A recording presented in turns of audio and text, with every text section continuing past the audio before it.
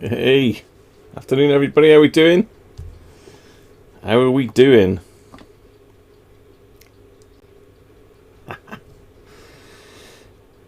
Yes, hopefully everybody's still well. You're not all too bored. Fingers crossed. And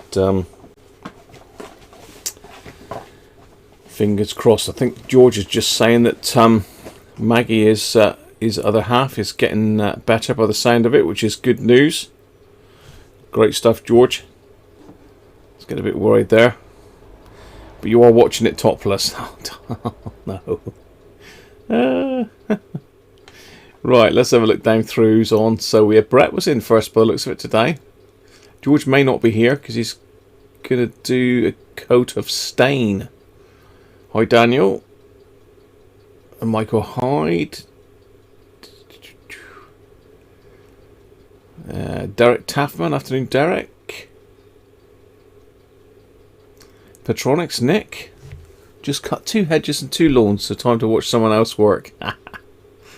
Andrew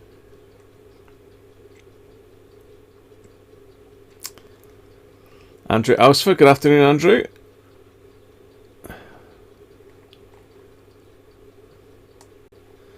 Just catching up with everything. Andy back. Hi Andy, how are you? Bretsky, still at work. Dave Rhodes, hi Dave. Tweaking your work website while listening or looking in. Good stuff. Yeah, I did put a comment on that, Derek. Is that your antenna or someone else's? There's Sean. You beast. Sean, you're an animal. He's an animal. Ponytail. God, I'll tell you what. It's getting that way. I reckon I could get a bun. I could get a bun going. It's getting pretty dense now. It's getting pretty dense.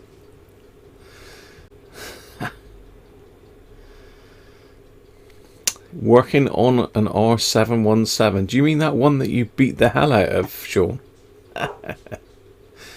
Hi, Clive. No haircut. Still no clippers, mate. Still no clippers. Oh, I got excited today because there was a fairly weighty parcel arrived. You know, like clipper box size, and it was just cans of WD-40. Hi, David. How are you? David Roberts. Yeah, that's the one, Sean. You beat the hell out of that poor little thing. Paul gave you a spudger, look. But you had to use a mallet and a screwdriver. If anyone hasn't watched the latest Man Cave Workshop video, then I would suggest you do. It's certainly entertaining. There's a lot of... That's the dog bark. That's the dog barking. That's the dog barking. That's the dog barking. Brilliant. And I like the little intro as well, Sean, with some weird stuffed animal. I'm not sure what was going on with that. Good fun though. Good fun. But he beat that radio right up. He beat the bejesus out of it. Afternoon Paul as well, by the way. I don't think I said hello. So I think that's everybody so far. I did pick up my iPad, but I left it downstairs, so I'll have to go and get that in a sec. Hammer time. Yeah, here comes the hammer.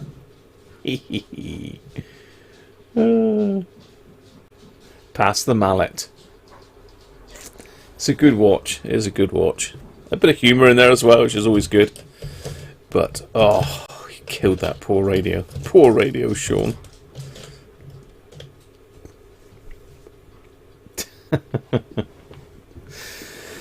So as I say, today you'll see from the title I'm going to finish off hopefully this Bush VTR178. It's not going to be a long one today, people. I always say that and it always ends up being a long one. If I don't say nothing, it would be short, wouldn't it? But I'm going to try not to do a long one. Pretty knackered today actually. I was out in the field digging yesterday and helping Mrs. Cruncher with the gardening, so I need a bit of a rest. So I have done a little bit to this radio today, not a lot. I've just done a little bit of servicing work on it. I've got rid of the battery acid damage off of the battery terminals. They've been soaking in in about half a litre of vinegar this morning. So that's all gone. And what else have I done? I've gone around and lubricated all the pulleys. I've deoxyed all the switches. But we've got to do the faders. And we've got a few capacitors still to do. So still a little bit of work to do on it. And Paul might do a live unboxing of a Roberts later, so that's one to watch out for. Yeah, I fell asleep at lunchtime, George. Well, actually, that was post gardening sleep. That was. I was out sitting in the sun with a pint of cider, rested on my knee, and I must have just sparked out for a second, and then next thing I know, I've got a nice wet knee. I've wasted cider. Sacrilege, really. But yeah, we've done a fair bit yesterday.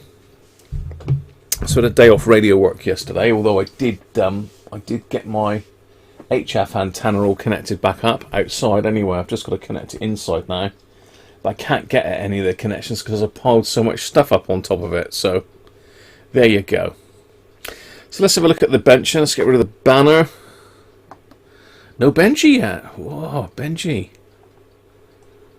Unusual. Hopefully, yeah, Benji's okay.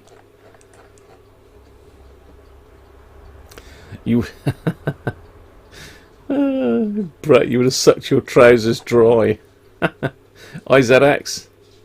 You really need to set a stop time and stick to it, you wally. I know that, ZX, but if I'm nearly done on something, I like to crack on, don't I? Hi, Stephen, how are you? I do need to set a stop time. It'd probably be a couple hours. It's whatever it's going to take to do this. So, you know. So let me get some camera on the bench then. If it is on the bench, it's not really in shot. It needs to be there. Sort that light out a little bit. Just switch that camera. I'm just going to nip down and get my iPad a minute so as I can view the chat while I'm working on this. So bear with me a sec.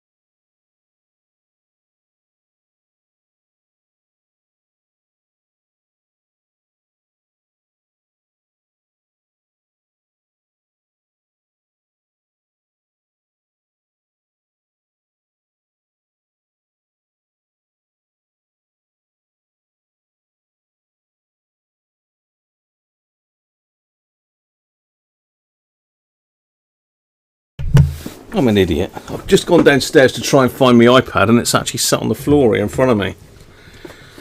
Dear, oh dear. Whew. Right.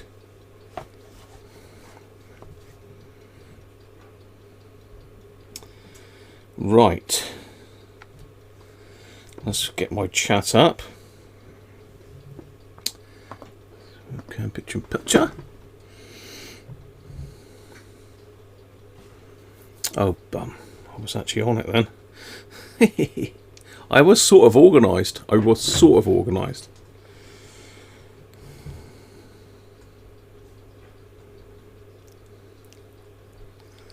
Right, let's pop the chat out. Fat Tony! How you doing, Tony? Stick that in behind again.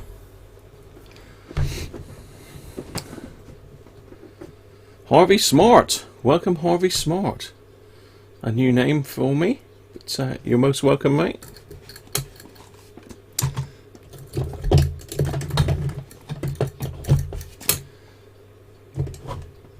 Right, okay.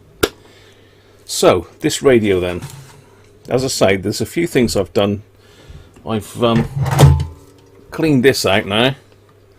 I've sprayed it with WD-40 at the moment, so all the contacts are clean. Say they've been sat in vinegar all morning.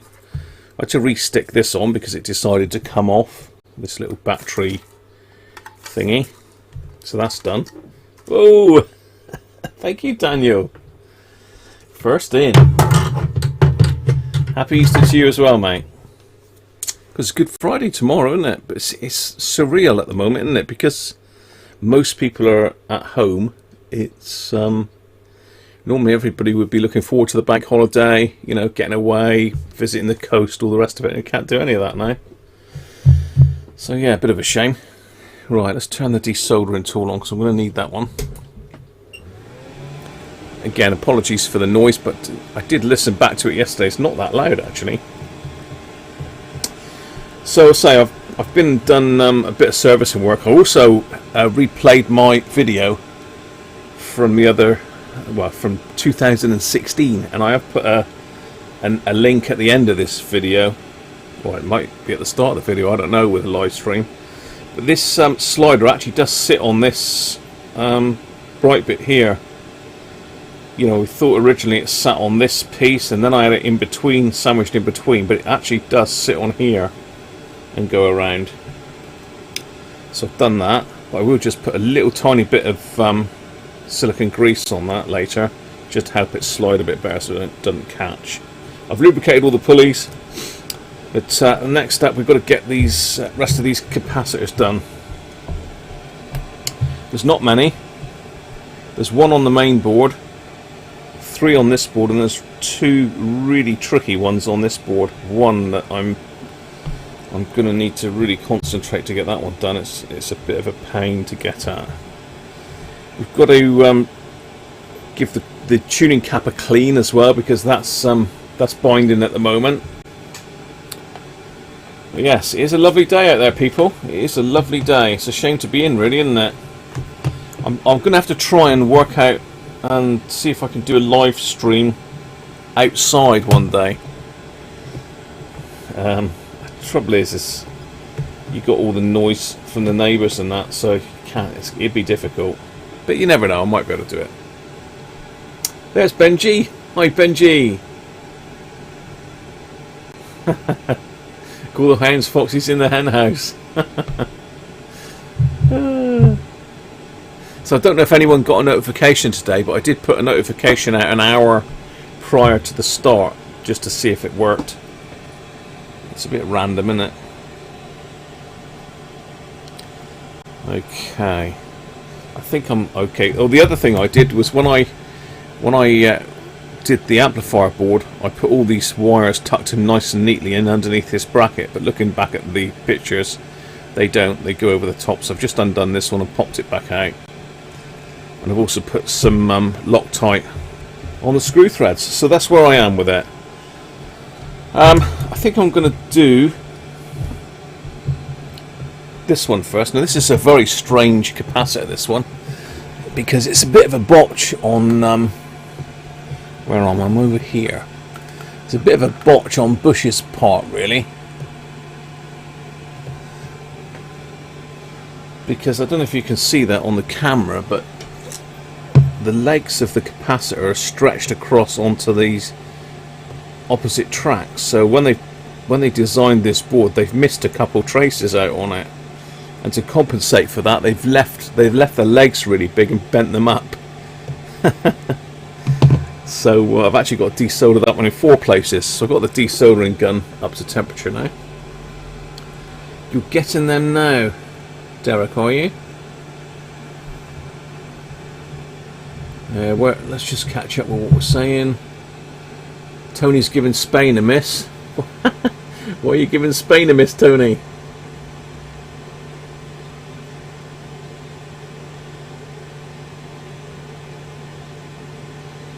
Going camping in the front room, I expect. That's it.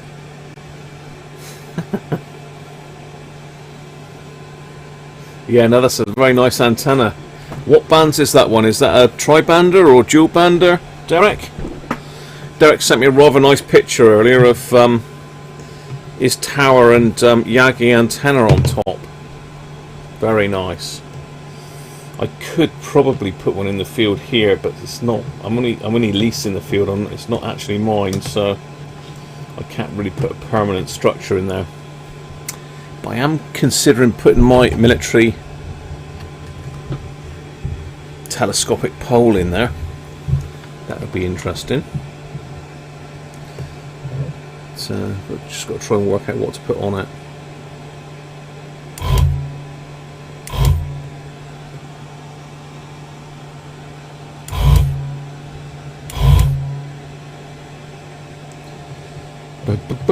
So I'm just going to crack on.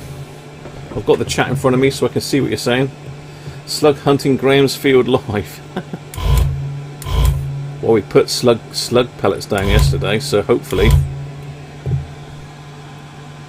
you shouldn't get too many. Actually, is that? No, that's a resistor, Graham, you fool.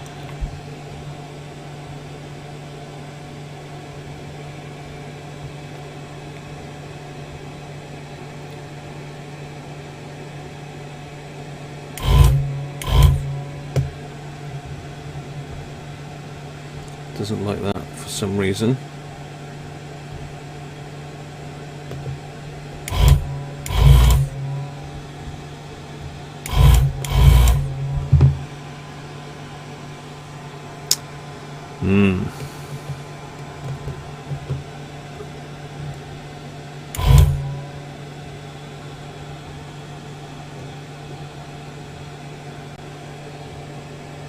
Buy a frog? What, for the slugs? Brett is the man for gardening.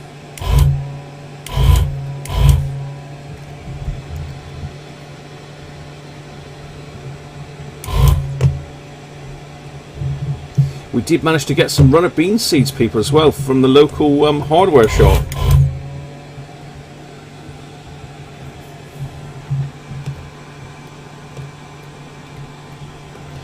Is that one free?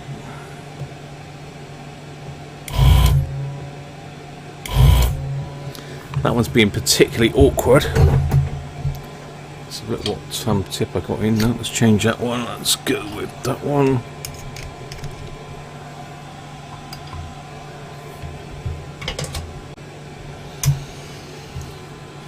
Five bands. Flipping heck. 28, 24.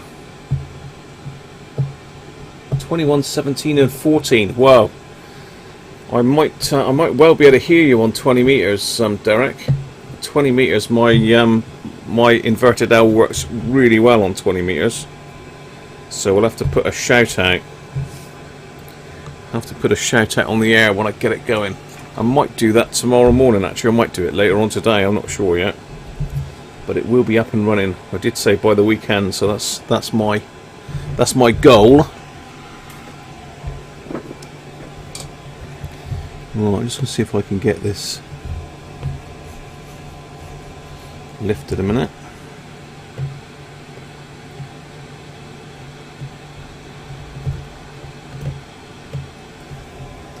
There we go.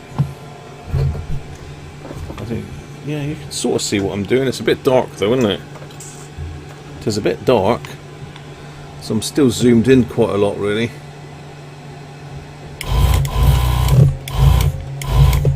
Get off. Right. Zoom you back out a bit. Zoom you back out.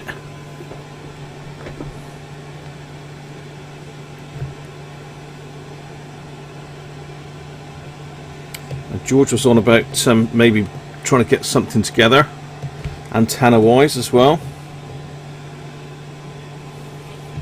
This is certainly the weather for putting up aerials. I must order some more TK brackets and get my VHF, UHF vertical up. It does 6 meters as well, I think.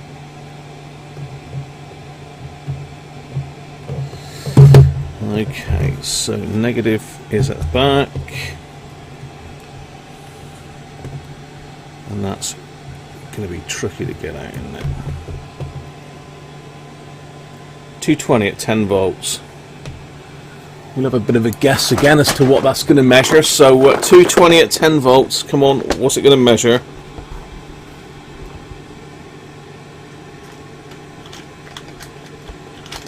What do we think it's going to measure on the ESR meter?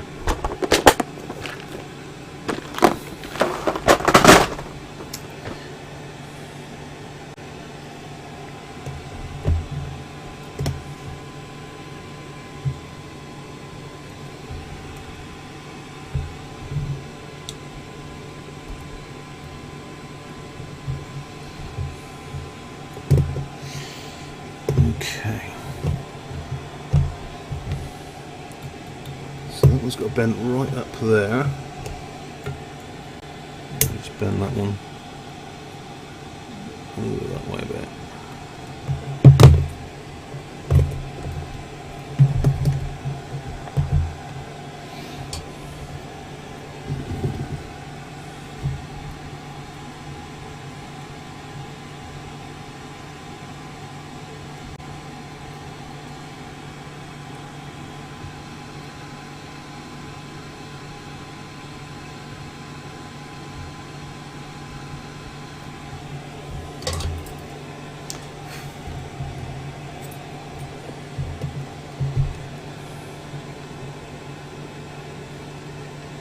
$300, $380.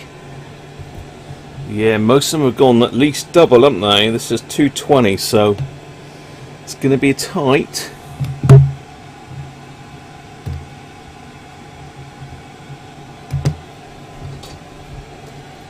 It's a bit of a botch what they've done to this board, though, really. You know, it works.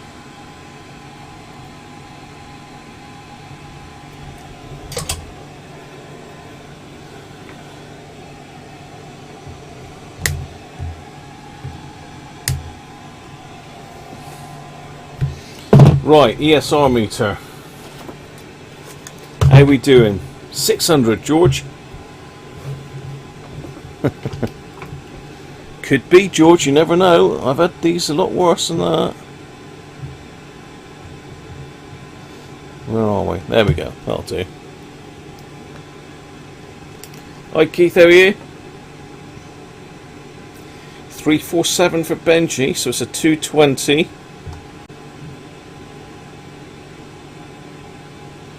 Place your bets.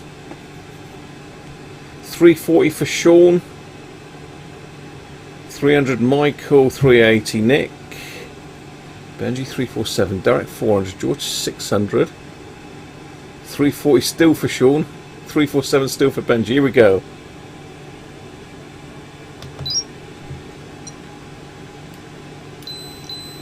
$305.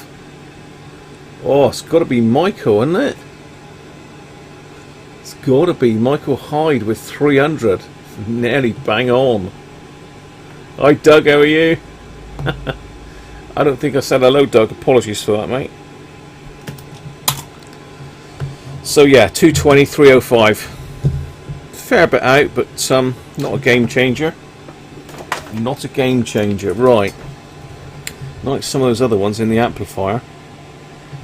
That's the only one on that board, I believe. I'm going to leave this board to last. That's an absolute nightmare. So this one here is next, and we got one that's looking a bit bulgy on this board.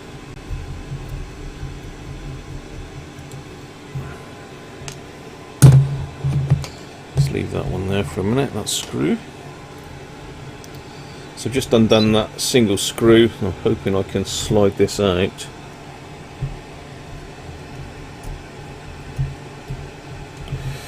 Just to let me get underneath it. Yes, I can. Make sure we don't lose that wire. Let me just take a quick photo of that.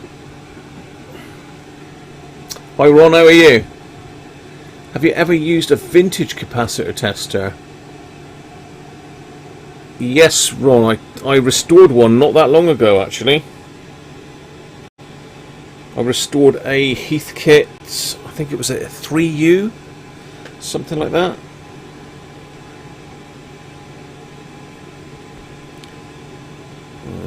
Okay, so that one goes there. Let's just get those three at the back. Those two there in the brown. There's a lot of wires connected to this board, so I just want to make sure that if one does drop off, I know where it goes back. It's nothing worse. It takes ages to then search through the circuit and find where one wire goes. Okay, we've got a wire underneath as well. Let's do that one as well. And it's like a shielded wire.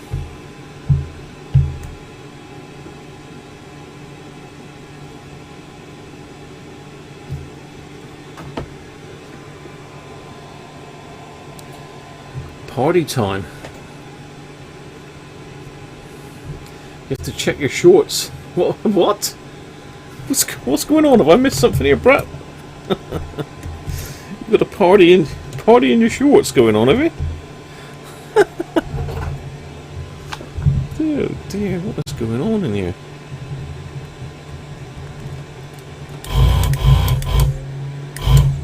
Get off.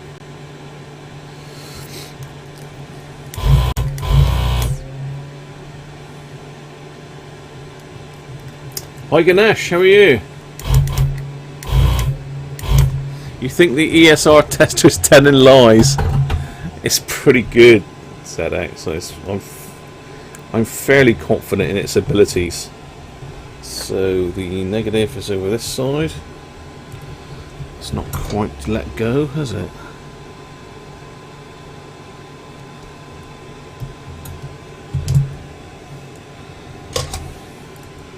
Another 220, so place your bets. Another 220 at 10 volts. This one's in the IF section now.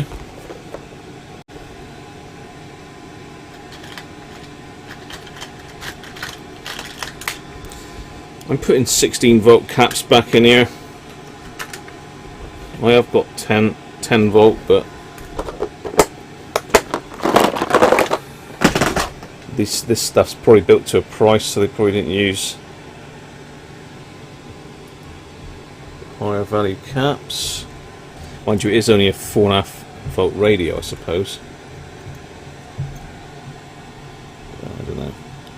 You tend to find that the higher value caps have got better ESR.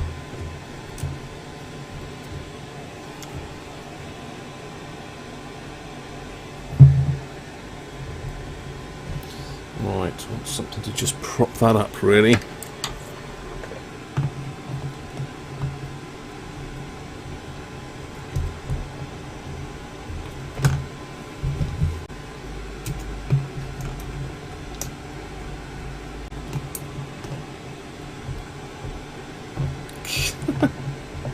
Come on.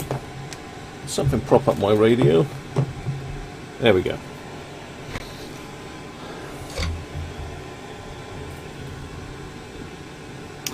You have a Knight vintage tester restored by someone. I can't read all that because my stuff's all in the way here.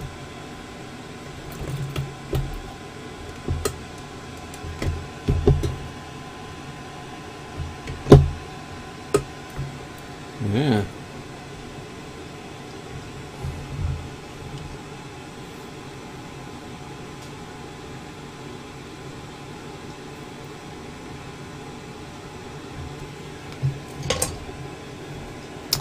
I thought that was getting hot really quick. I'd be soldering iron up at 380. Drop that back down to 3. So, how are we doing on the 220? I think Brett's saying something recurring.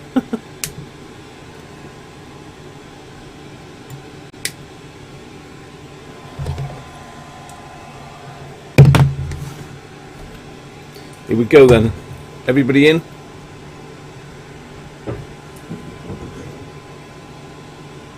Alright, what's that noise? Something's got damaged by Mrs. Cruncher again, by the sound of it. Here we go then. 357. Oh, Brett, 349. Anyone closer?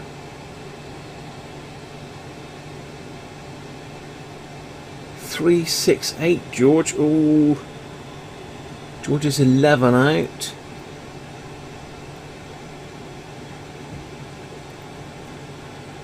$349. Brett's got it. Brett's got it. Unless anyone's gone for 350. 349.7 is pretty much there. Not far off. Another one gone high, as expected. Right, where's the other ones here? There we've got one right next to that one there.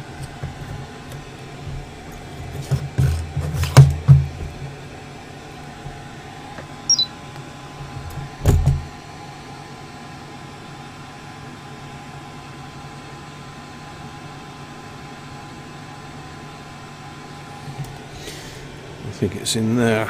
Let's try this. Let's try this for a laugh. I think it's that one.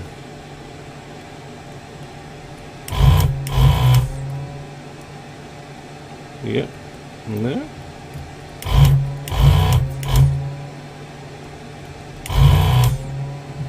Wiggly, wiggly, wiggly, wiggly. Okay. So this one, the negative, is over to the right. It's a bit shoehorned in, this one. Yeah, so negative is to the right. 4.7. 4.7 next. Place your bets. 4.7 microfarads.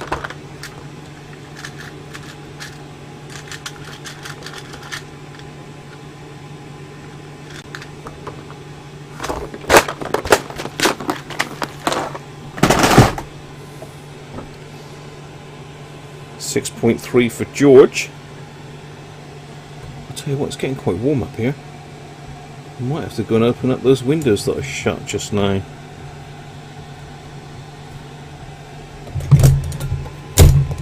Careful.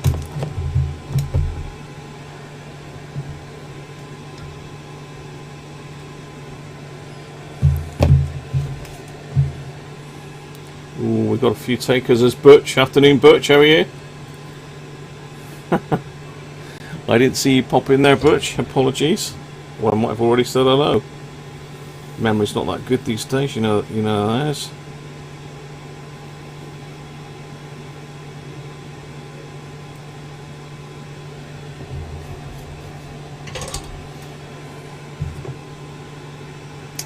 $4.999999 recurring. Sure, there's some maths people out there, look.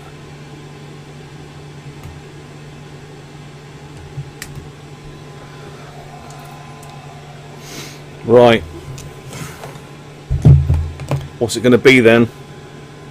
4.7.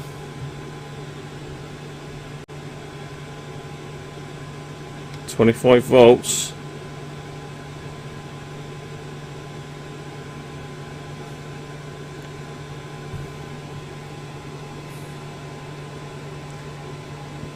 .6, 5.7, 10, 11.3. Benji's gone high. Let's do it then. 80. Ooh, ESR's high on that. 7.77. 7.77. I've got a 6.6. Oh, Doug's pretty close with 10. 7.1. Ron's got to be closest. 7.1. Gotta be. Gotta be. Yeah. Brett, you were after the occasion, mate. You said 80. That's Ron's. Ron's got it.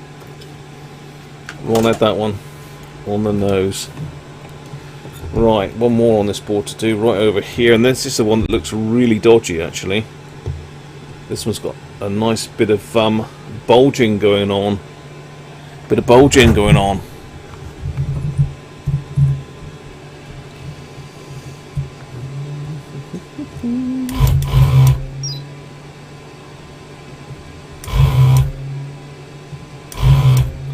think I've got the wrong size nozzle on this thing, you know. I think I'm a bit... my nozzle's a bit big for these caps. You swap back to 0.8. Yeah, this one's looking bulgy. It's bulgy.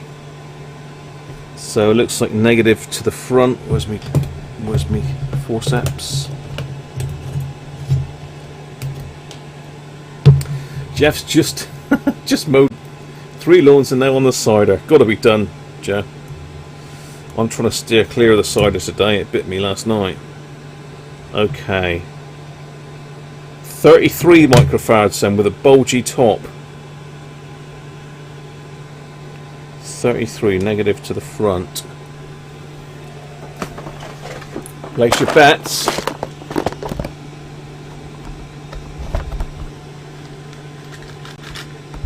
Oh, hello. I'm going to jump ship. He's trying to escape me.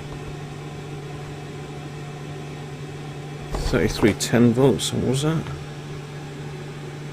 33 10 volts.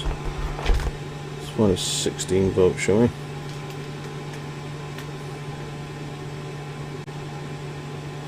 25 volts.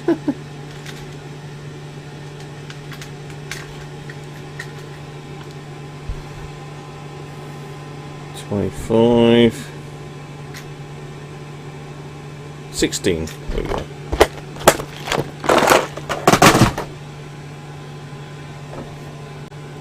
I say negative to the front, didn't I?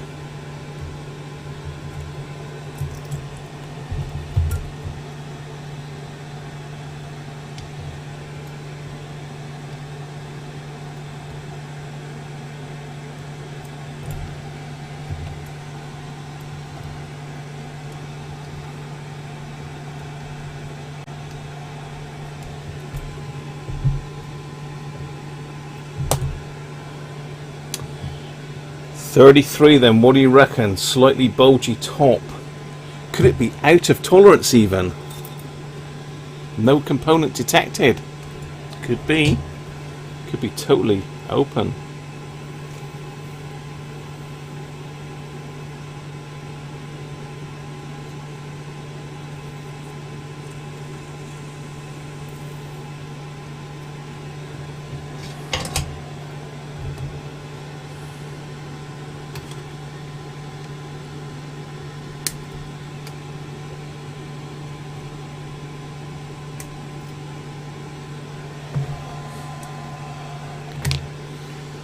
.1 nanofarads, do you think? Here we go then.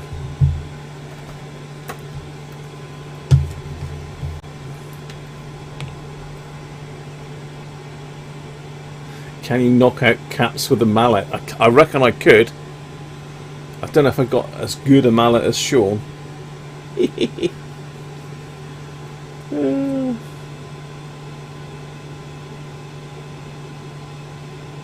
Bulging made some good connectors. He's bulging this one. Right, are you all done? 33. 33. 0.047 times 2. Oh dear. Don't get me going on maths, Paul. You know I can't do maths. Here we go then.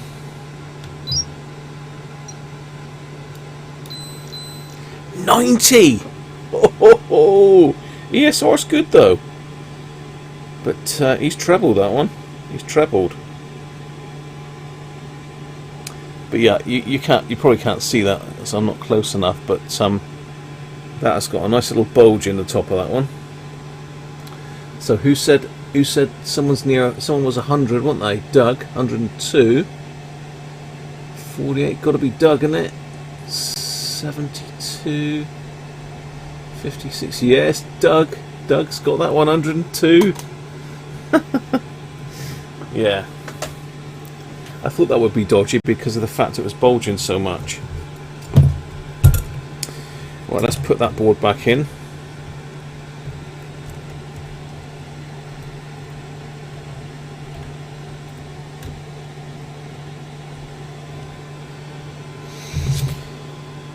that board back in.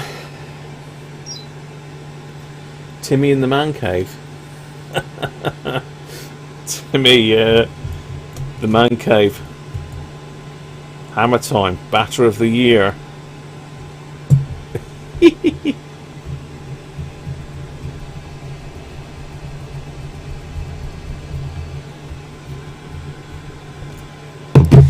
That had a bit of glue or something holding that side in, so you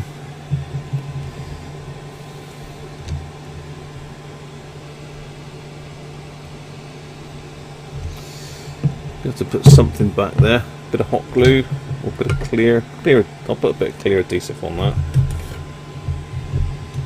And this was all sealed as well, so let's put some thread lock on that.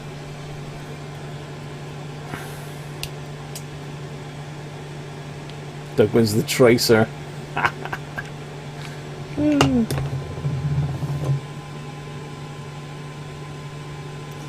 Hey, my transformer is being rewound. Chap's on it, Ed's on it, so hopefully I'll have some good news fairly soon. The potentiometers from Bloor, they're having to redo the what are they having to redo? The spindles on them, because they've machined them incorrectly. But they are doing me some new spindles, which is good. Right, the last two very dodgy ones. I'll put a little bit of clear glue on that a minute while I'm at it. Bear with me. I'll put a bit of clear glue on that a minute, if I can find it.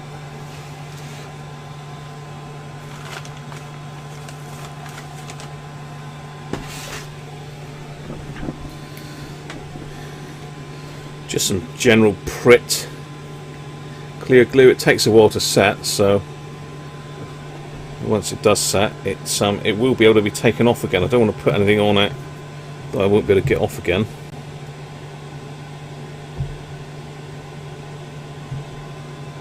There we go. Just a bit of Pritt clear glue.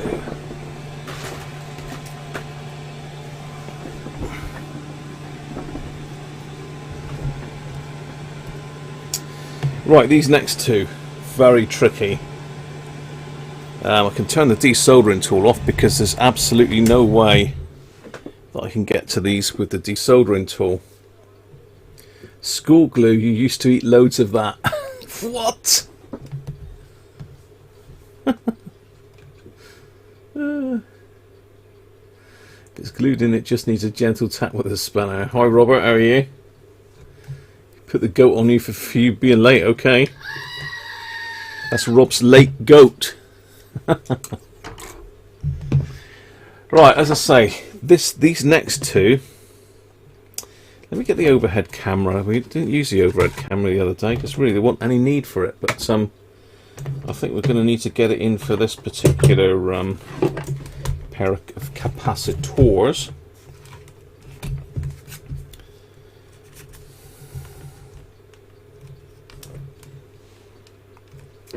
Right, let me just switch over to the overhead camera, which is looking at a real funny angle because the board's at a funny angle.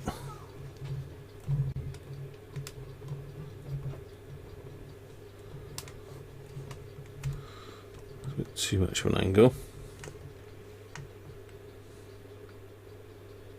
SDS, yeah. Yeah, you want an SDS Max on chisel action, Brett, don't you, really? Yeah, I saw that. Okay.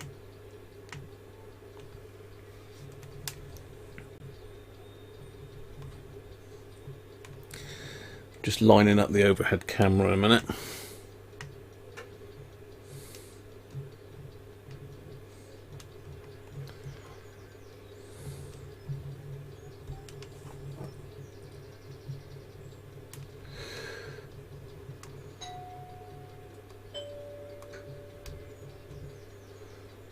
Right. Sounds like the doorbell's gone. Hang on a sec.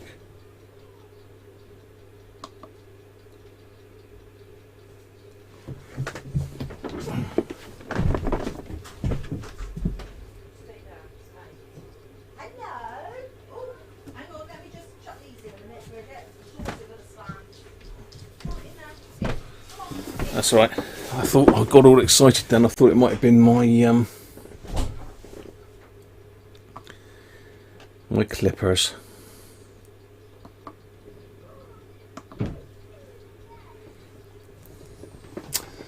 Okay, so let's just zoom in with the main camera as well.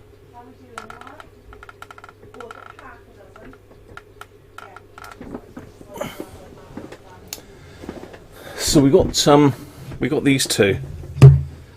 Let's just pop the light on and make it a bit lighter, not a lot.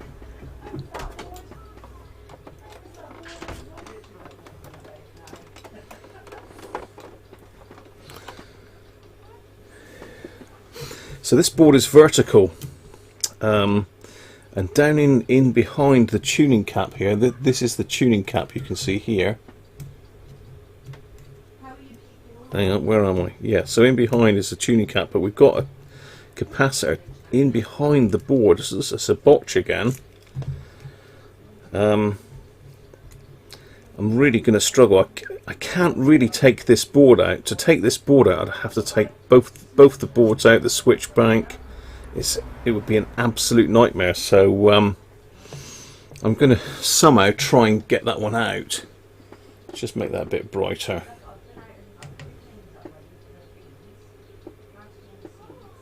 There you go. So yes, that one down there. What a pig that's going to be. As you can see, it's sandwiched in between the board and the tuning cap. So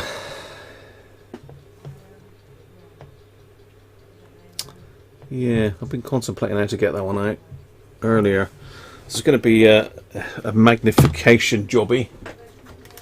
I have to get the old goggles on, and I'm just going to have to carefully lift the leg. A blowtorch will get it. I'm going to have to carefully lift the leg on them. So I'm going to need probably tweezers to get in there.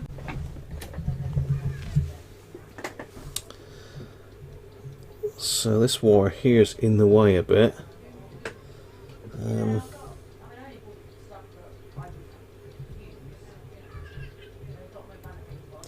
So that's the negative, which comes up to this pin here. I don't think it actually goes through the board, no. Sorry, I'm whacking the camera there. The other leg goes across to that pad. Okay.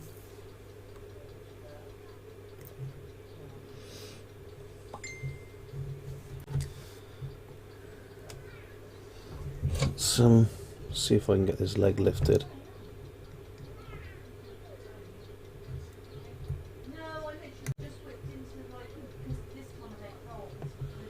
Okay, that's the negative. Go into that pad. I'm going to have to take a picture of that as well, aren't I?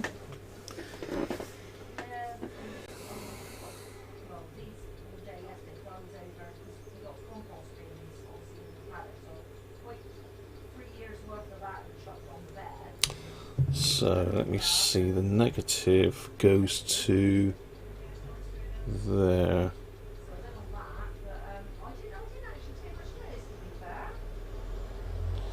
That's a negative, and the positive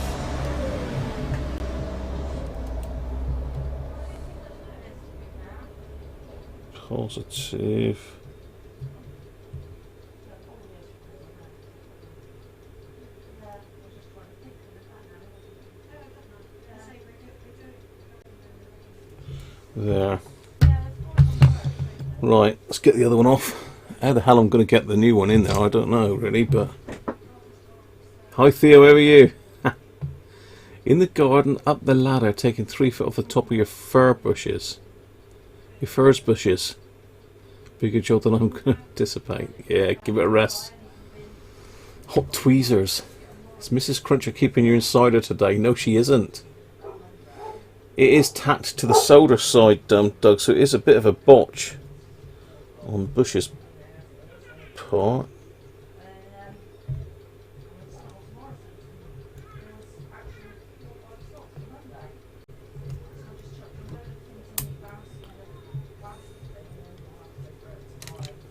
Got it. Well, it's off. It's off. It's dropped through. It's down there, look. Another 33.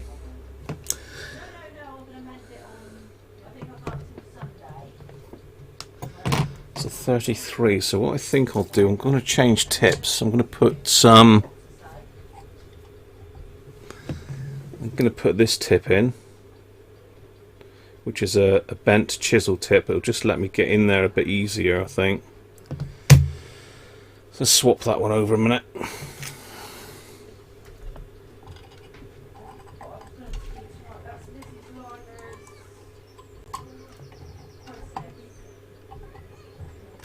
If we can find the hole that it goes in. Right, let's just grab hold of this one.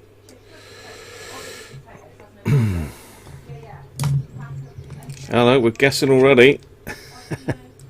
I'm a bit scared about getting the new one in here.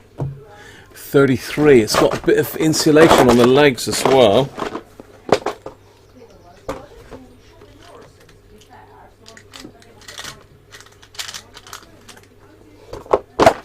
So the last 33 was 90, wasn't it? Super glue the cap in. Funnily enough, the last one of these I did not have that cap, which is a bit strange. Very strange. Right. Just cut a couple bits of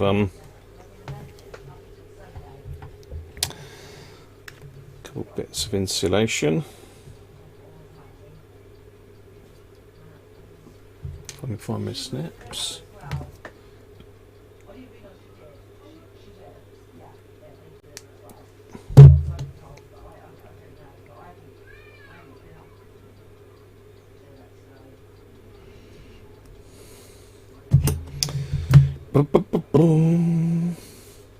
Let's bend that to keep the insulation on.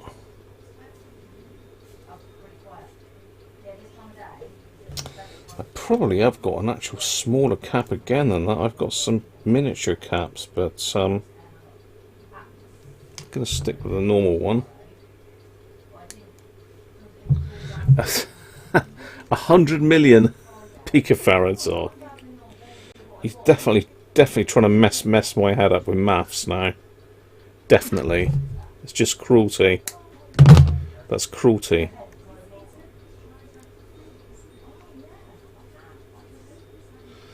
Right, how are you going to do this thing, Graham? So your negative needs to go there. Positive down to there.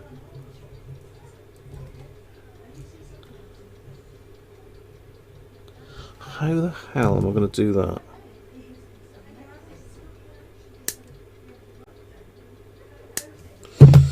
So cut the legs off real diddy now. I'm going to have to do the positive first because I don't think I'll get to the negative once the positive's in.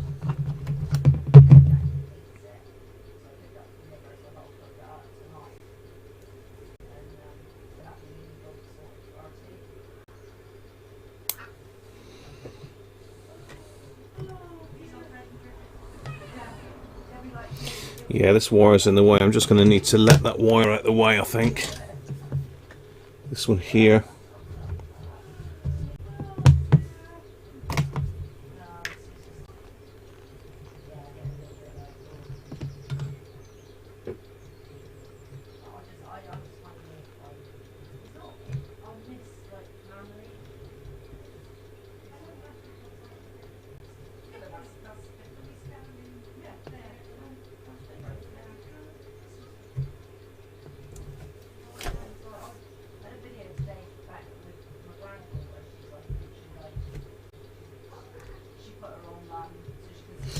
Now I'll turn that up a bit. That's not touching that. Bear with me, people. I'm not really watching the chat for a minute because this is a bit intricate and I mustn't forget.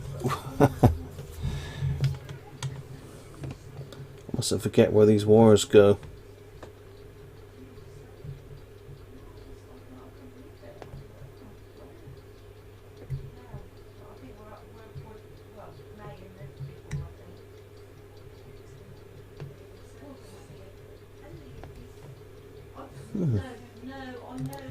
That must be a really thick wire because it doesn't like that at all.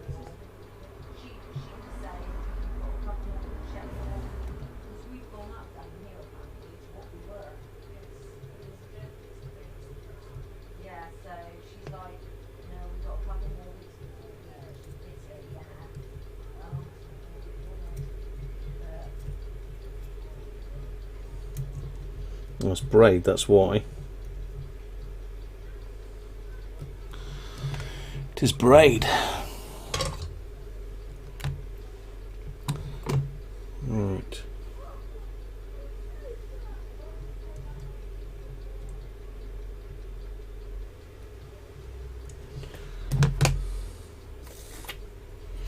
This is like microsurgery, people, so is it Bill? Someone say Bill's in the house? Night Bill? Night Grandpa? What's going on down here?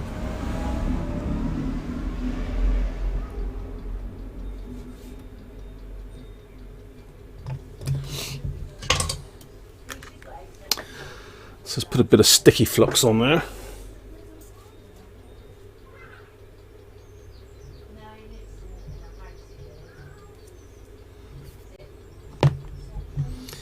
Here goes then. First one going in.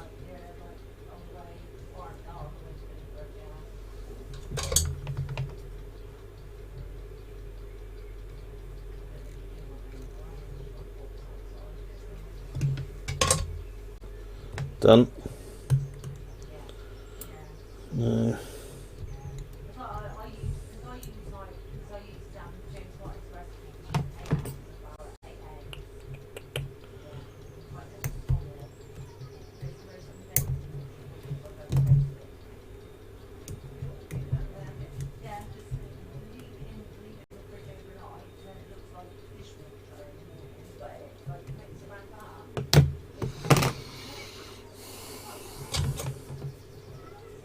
Tense stuff, isn't it?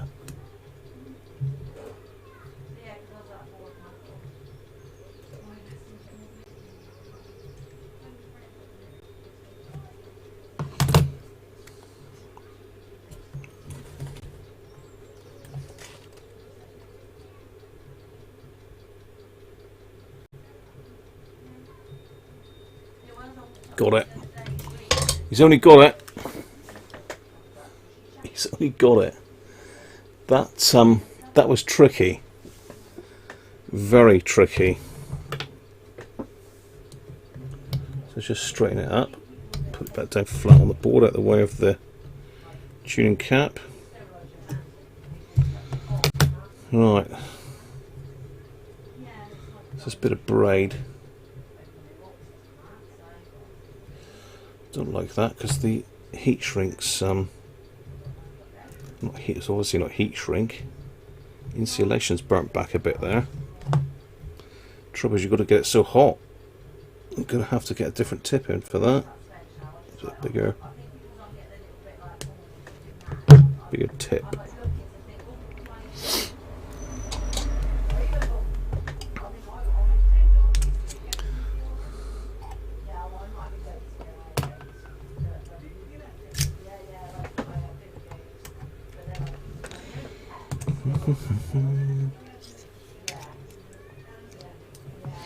New tip.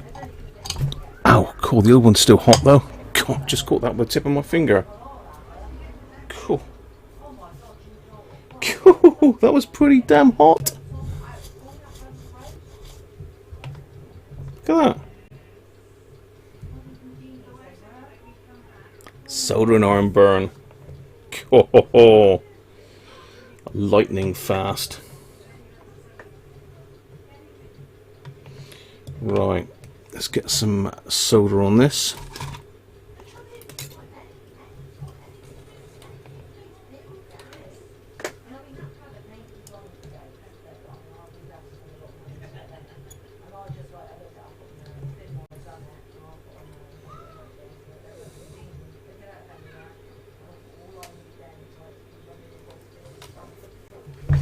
Right.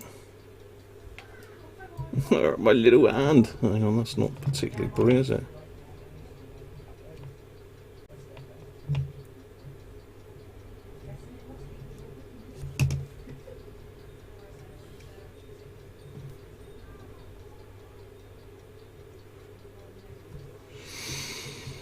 Right. Let's get that put back on.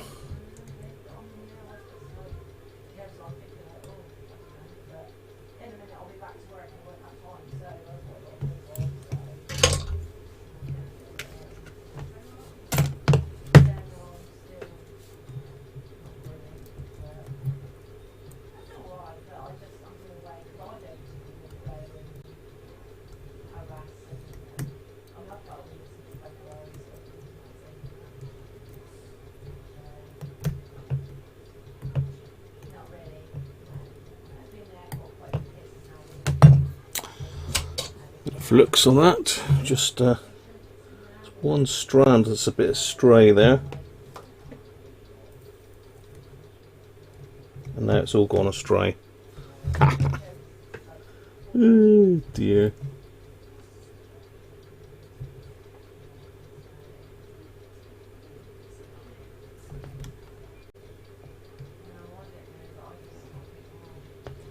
Whose idea was it to take that wire out? Whose idea was it to take that wire out? Look at it. Look at the thing.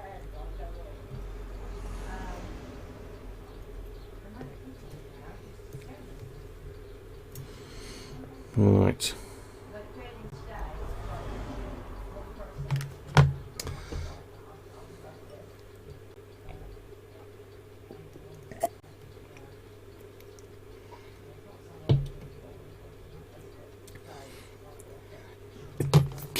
You wonder if there's a Russian... Hi Chris, by the way, didn't see you there. You wonder if there's a Russian Radiocruncher live streaming a YouTube radio repair. You never know.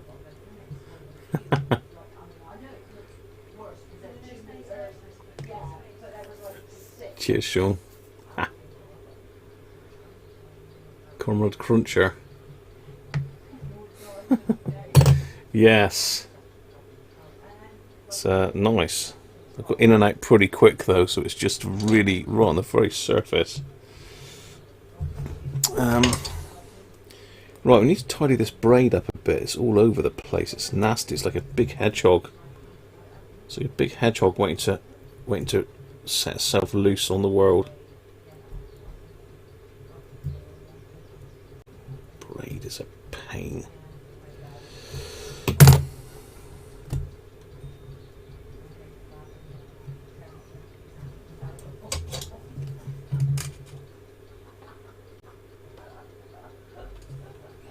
And the insulation they've put on that is rubbish. It's just burning back as soon as the iron touches the braid. And this thing here is in the way a bit. If I can bend that out.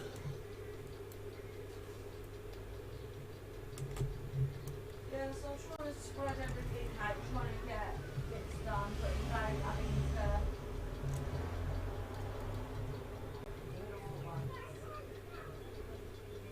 Got it. He's only got it.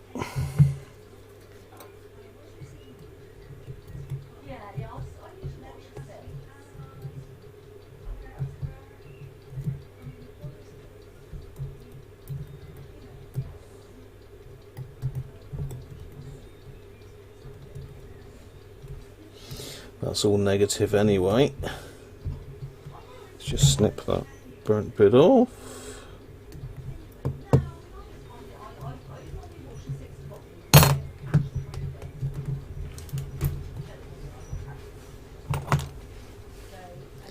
Yeah, that's got it. No loose strands. Let's put that back in there. Looks like that had a little bit of glue on it as well.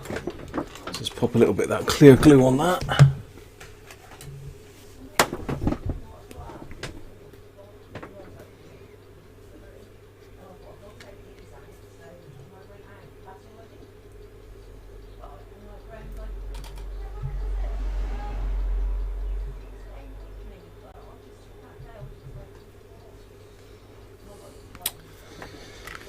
Right, whew, that was a tough one.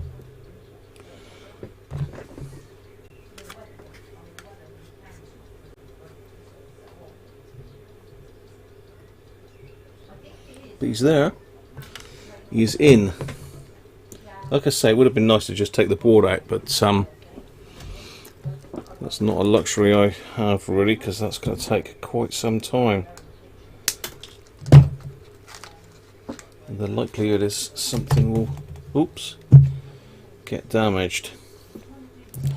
So let's just take the solder off this other cat with some braid. I've just put a little bit of flux on the braid. Let's turn the iron back down again now.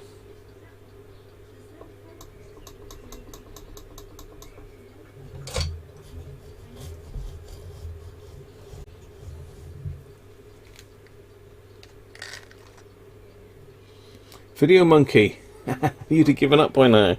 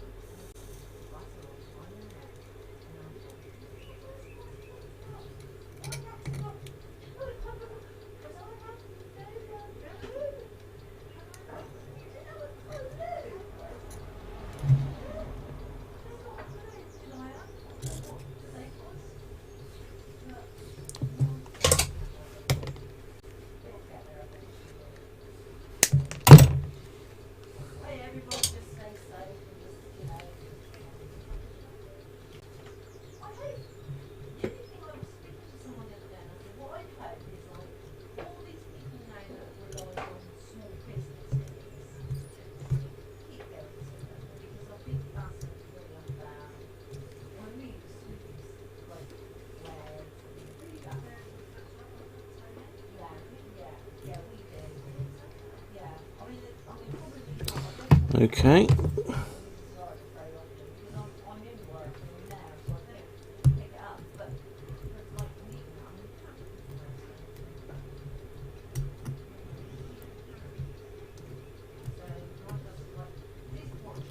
So that one.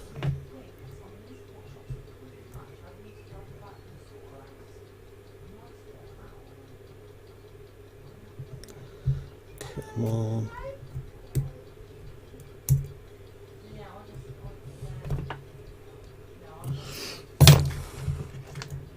So again, I can't get a solder sucker in here, it's too close to everything else.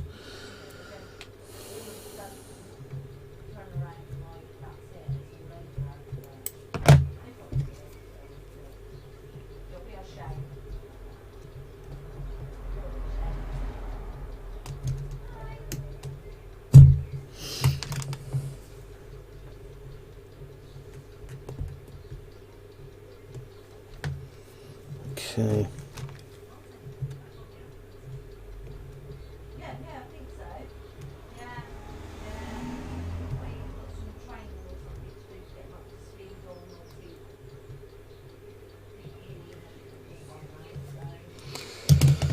Nearly there. I've been dreading these two caps, to be fair. I should have done them first, really. It's the sort of thing I try and do normally. I try and do the hardest bit first, and then the rest is easy. But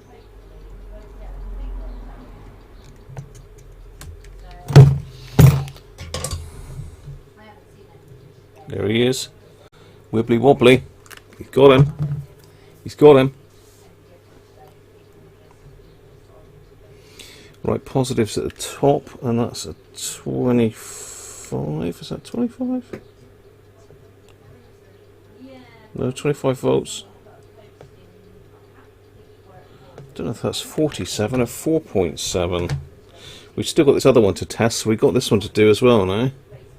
So negative at the top.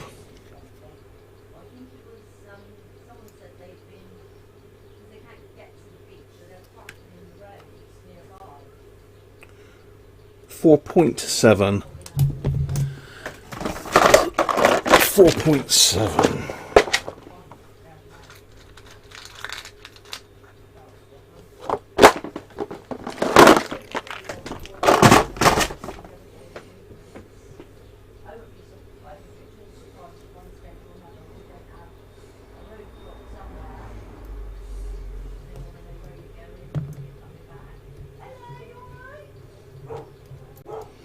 Says it Mrs. Cruncher's out greeting all the neighbours.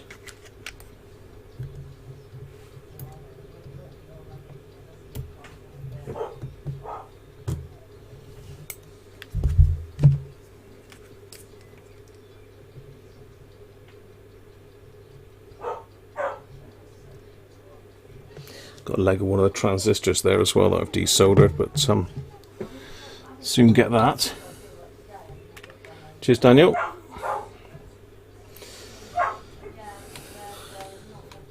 It's nice to get your teeth into something that's a bit tricky in it from time to time.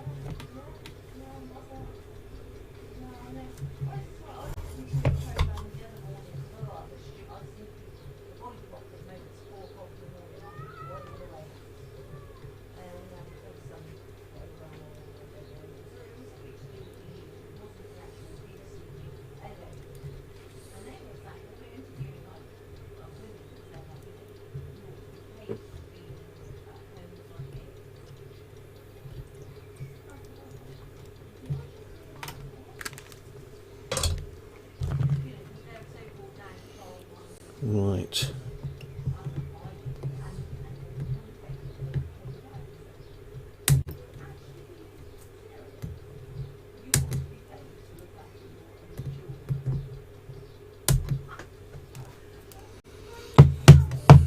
Right, just touch that with the iron.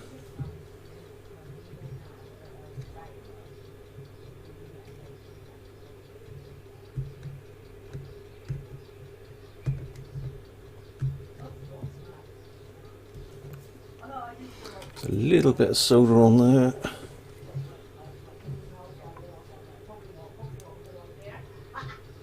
That's better.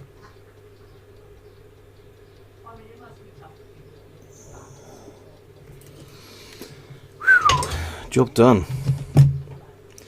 That was not easy. Got a bit of a sweat on now doing that. Whew. Right. Okay.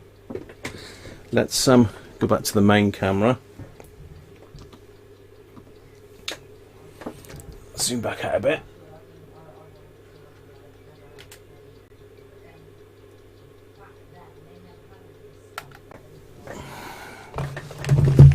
Let's get it in.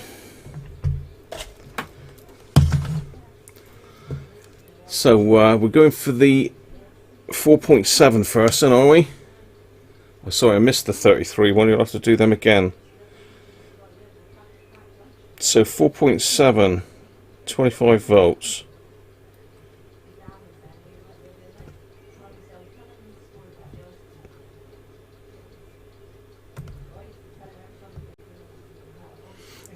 $10,000 NF. 9.26. That was not far off, is he? Who's nearest to that then? Sean's on 9. Has Sean got it? Oh, I think he has. Sean's got it. Ooh. In the back of the net. Right, okay, 33 now.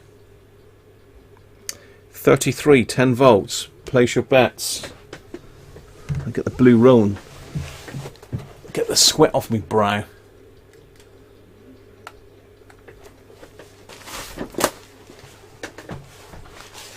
Whew.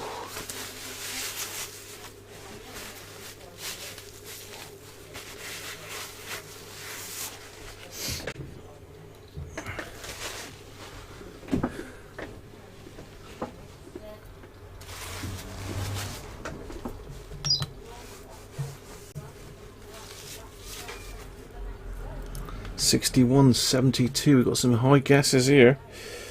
We did have one that was 90 just now, though, didn't we? This is the one that was a right pig to get to as well. This one. This was the nightmare cap. So would it have been just as well to leave this one or was it a good call to change it? This is the thing. Could we have just said, "I'll sod it, let's just leave it," because it's an awkward one?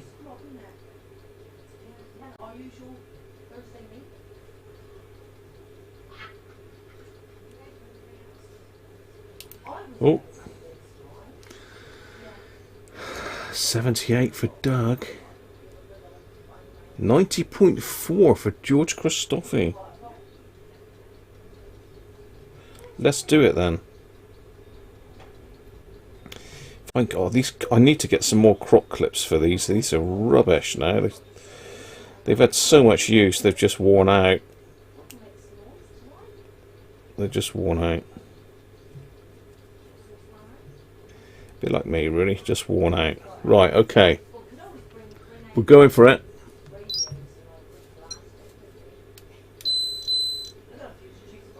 $67.99. 67 point. Is it Sean again? Has he done the double? Oh, hang on, no. Michael's 72. So say 68. Yeah, I think Michael's closer with 72. I think it is Michael. I had to do some maths then with my fingers. So again, knackered. Technical term. Right. Recap done. The recap is done.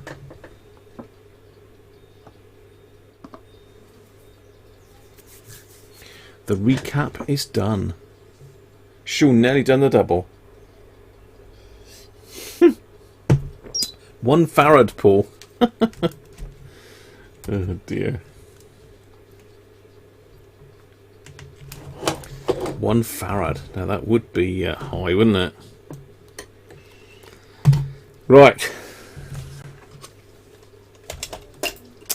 That's it. All recapped. Everything recapped. The whole juice and lot. There's another job. I don't know if anybody caught up with my previous videos on this one, but one of the jobs that I did was to service the sliders, the volume and the tone sliders. Let's get the camera up. Yeah. These, but they're again an absolute pig to get out, and to be fair, they weren't that bad. And after doing that video, someone gave me a bit of guidance really on the best way to clean these faders, and I didn't really need to take them all apart like I did. I could have cleaned them in situ, and a couple of things that they recommended. One is this lighter fluid, and no, I'm not going to set fire to it, George. Although you would love that. And isopropyl. And Doug, very kindly, when he gave me my Christmas box, very kindly gave me some fader lube. And a little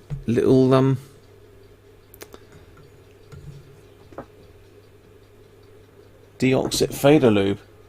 Hopefully you can see that.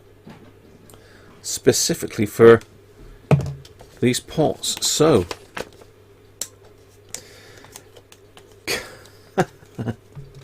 cover the slider insider. At least they get a coating, a girt coating, George, innit? Girt coating they would get by. So I think my plan is to hit it with the isopropyl first of all, let it run out. So I'm going to put it this way up. Let's get some blue roll in the house. Anybody else got any ideas on cleaning these? Got any fader cleaning experts out there? Anyone got any advice? You've got some slider deoxit. Slider deoxit! Nearly 30 quid. Oh, I thought, no. But then I remembered, Doug has saved the day. Doug saved the day. You use service oil with lube in it, George, do you? Clean them first, then put the fader lube in. You can fader lube in a can from Deoxit. It's nothing special. Just has more oil content, right? As I say, we've got the little little doodad one. Seem to have a bit of a shadow situation going here, don't we?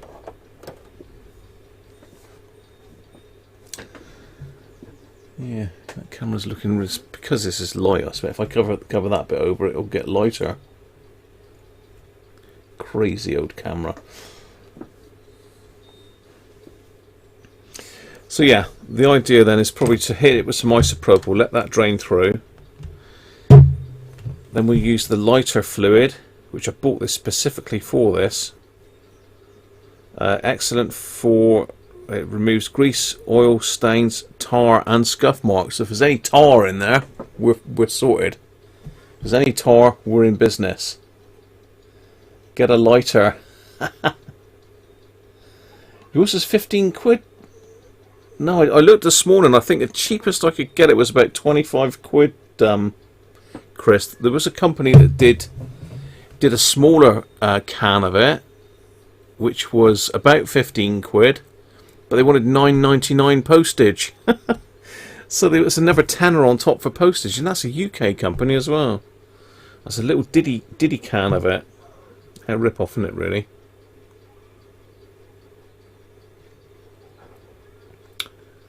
Clean it first, put fader loop in, as Doug is saying.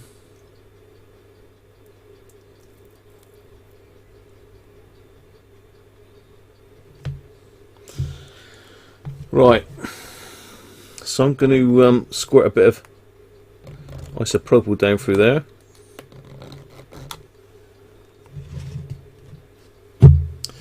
We'll let that drain out. Make sure I've got them. Just get rid of any dust, and I have blown them out first as well. I blew them out with some air duster earlier.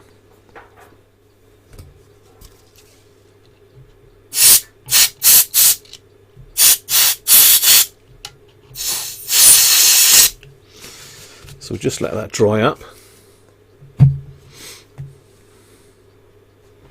You bought it from the US, Chris, did you?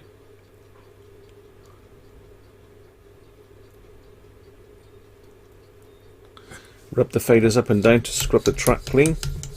Good call, George. Let's do a bit of that again then.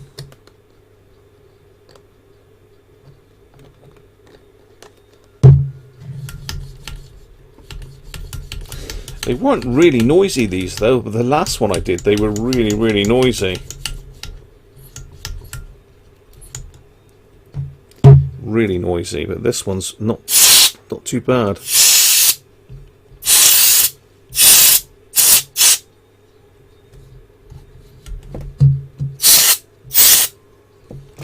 Oh, steady. They're squeaky clean now, I can hear it. Right. Fader lube just has more oil in it. Hi, well, you see. How are you today? Certainly there's a bit of muck came out of it. Let's hit it with some lighter fluid then.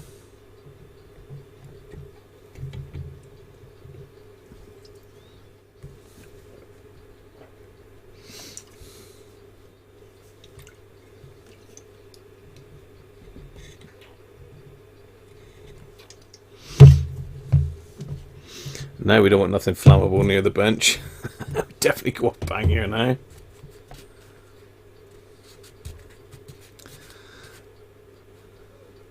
Which dispenser's that, Sean? This one? That one you mean? Let's just zoom out a little bit.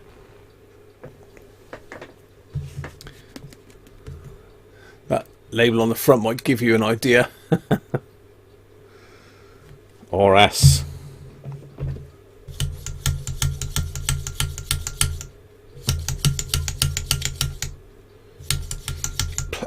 I'll tell you what.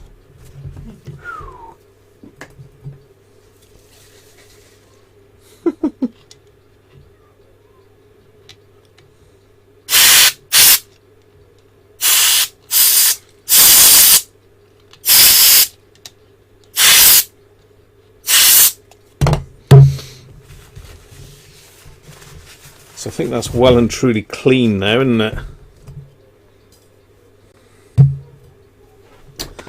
I've been thinking of how to get the fader lube into the pot. I think because the nozzle is too big on it to get it in there, so I'm just wondering if I can get it in with a brush.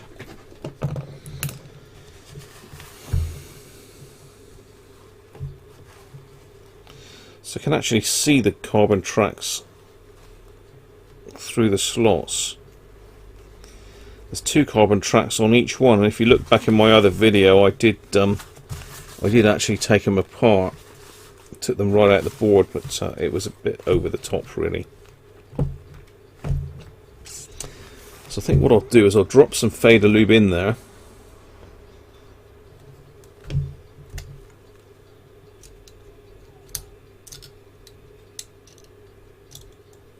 If I can get it in. Now that's just lying on this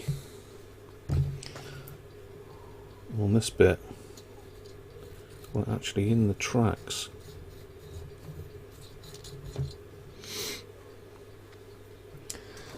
What have I got? What have you got, Graham? What have you got? Let's get a new cup. It needs an aerosol, really would be the way to go, but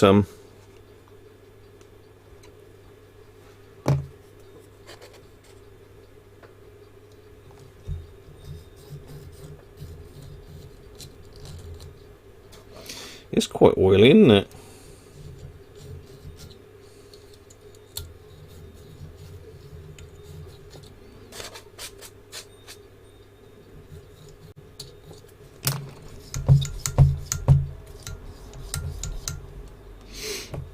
See if I can just drip a couple drops in there.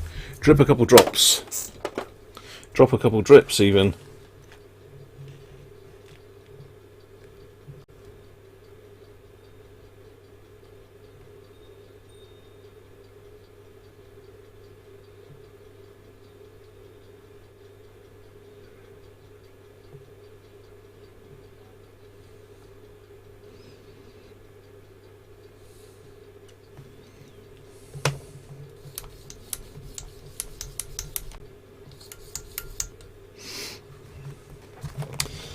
Yeah, I think the paintbrush is the best bet. That sort of gets it right in there.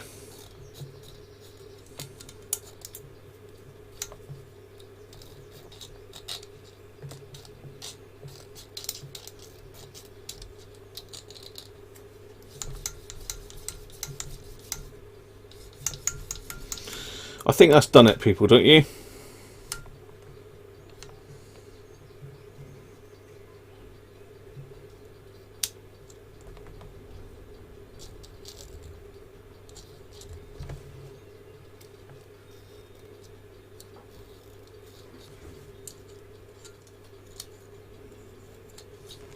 That's got it.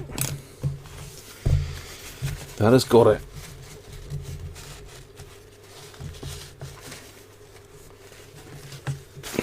Sorted. You off, Brett, are you? Catch you later, mate.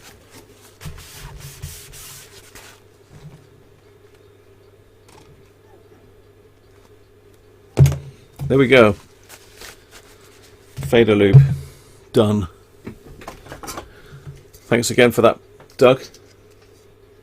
Only a drop needed.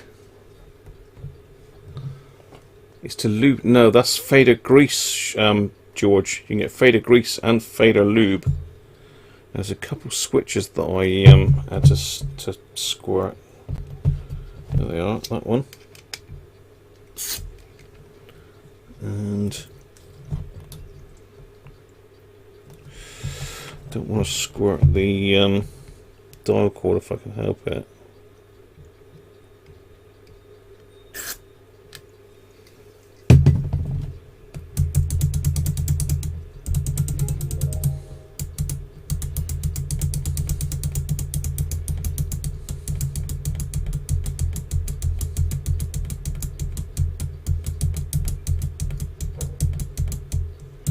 You think I've got more than enough?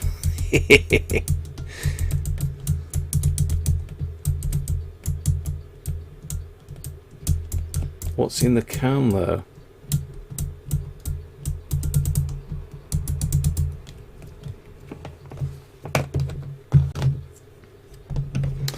So there you are, deoxit fader. I mean, I haven't used hardly any of that, so it might have looked like I put a lot in it, but it's only really a drop in each one, a couple drops maybe in each one. So thank you, Doug, again. Useful stuff.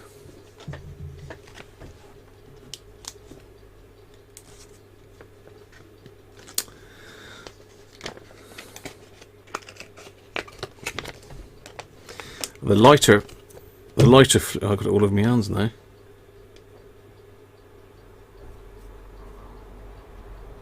Flammable, harmful. Yeah, it's butane, isn't it? I'm sure it is. So I've got fader lube all over my hands now.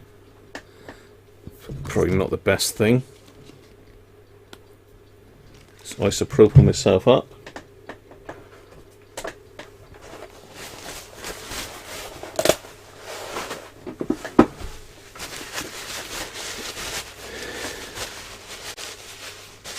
Lighter fuel is naphtha. I don't know, someone said it, it does a really good job of cleaning. In fact, someone's also said that it's very good for removing sort of stuff that's stuck on.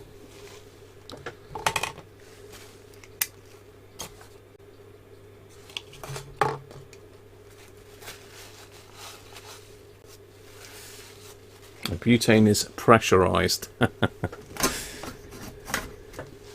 Butane is a gas, isn't it? So it's unlikely to be gas in there, because if I just put the thing up, it would all disappear. But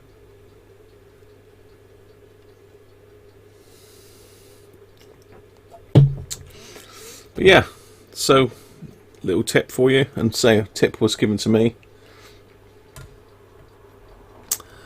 Lighter fluid, good for cleaning stuff apparently, and label removing without damaging paint, that sort of thing. Right, let's put my glue out the way. Let's put the glue out the way. Thread lock I might need again in a minute. So there's a lot of capacitors in that radio, a lot of capacitors, and the majority of them were quite a way out, so well worth changing them all. Bit of a job.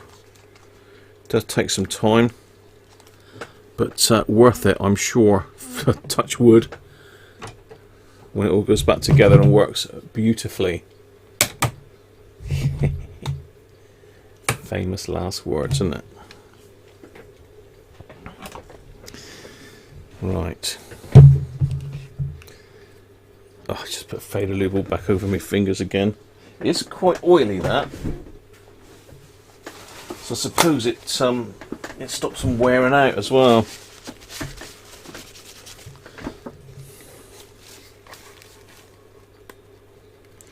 It's just a petroleum spirit and it's good for cleaning. No, I say I did pick it up specifically for that, Chris, because as I say, a few people have said in the past, especially, can you remember when I had a problem getting a dial plates off of stuff? Someone then said that lighter fluid would be the best thing to get a stuck dial plate off, because I did an RP17 Mini Herald, and you could see the dial plate was stuck, the paint was stuck to the metal, and I used isopropyl to get it off, and it just messed up the finish, it messed up the paintwork on it. And someone said if I'd used lighter fluid it would have been a lot easier, a lot better.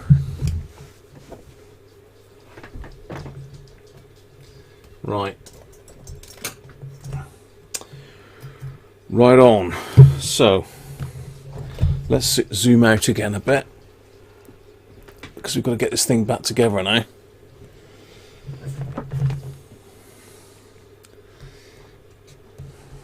I've got got to remember how the thing... Oh, hang on, I've got to put a little bit of grease on this track. Clean these knobs while I'm at it as well. Let me just find a bit of grease a minute. Silicone sealant, we don't want that. Silicone grease, there we go. Silicone grease.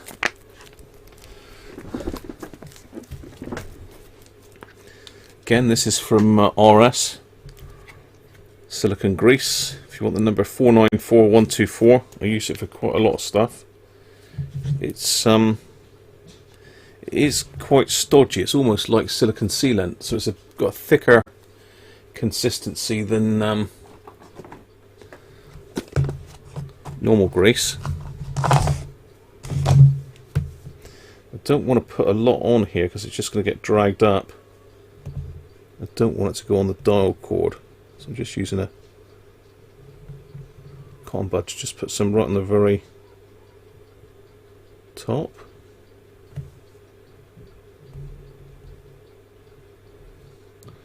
I can go in behind, no problem.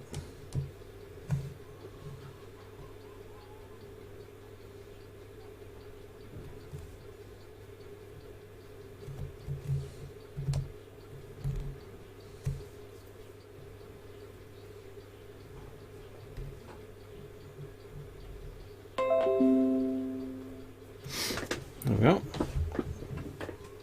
Hello, Shango's just brought a new video out.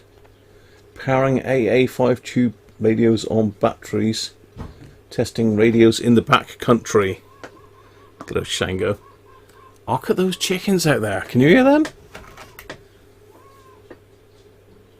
Sounds like someone's upsetting Hyacinth.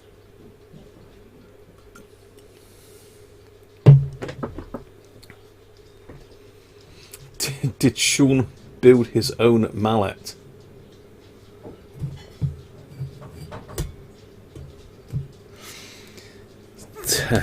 Some of them do have like a gluey substance on them.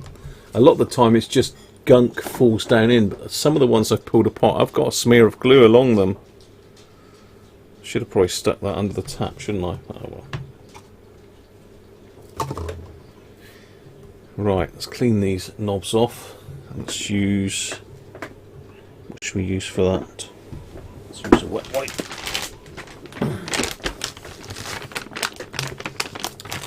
There's a fox looking at them. Yeah. Yeah, I don't think foxes would come anywhere near us because Mrs. Cruncher's out in the garden. Foxes would be running a mile. So just really cleaning off the muck off the knobs, switches, buttons. Knobs, switches, buttons.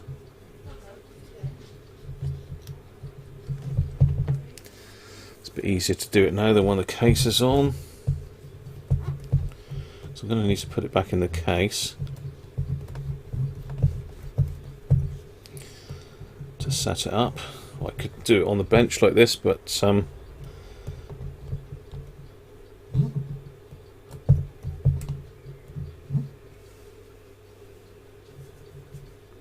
actually, no. What I've got to do next is I've got to. If you remember, we had a scratchy tuning cap. I mean, it might have been capacitors, because sometimes capacitors can make the tuning sound a bit rough if you've got dodgy caps.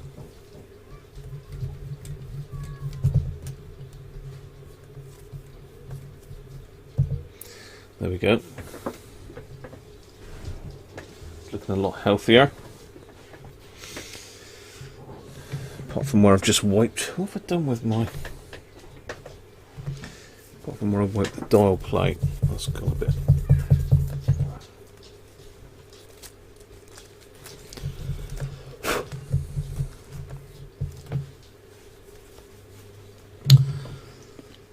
I'm going to wipe the dial plate over now.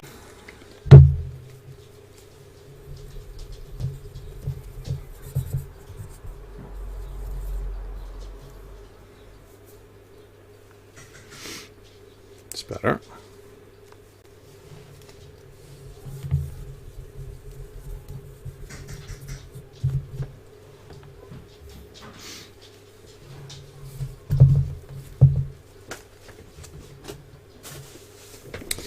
Yes, tuning cap. Tuning cap. So tuning cap was scratching in one position, so let's fully unmesh it.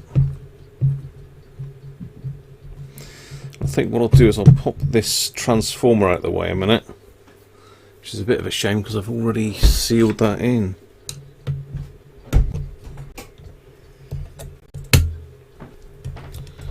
With Loctite. Never mind. It'll just make it easier for us to get in there. Yuck. It's not quite set yet either, so.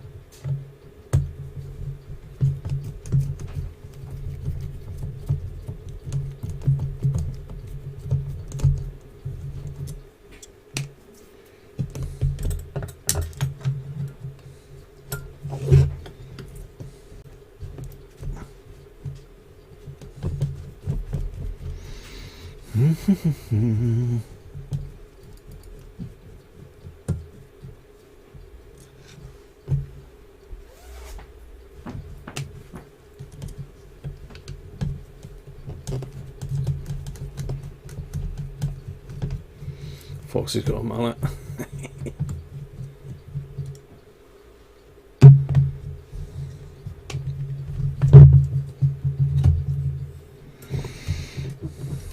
Okay, just put that down there.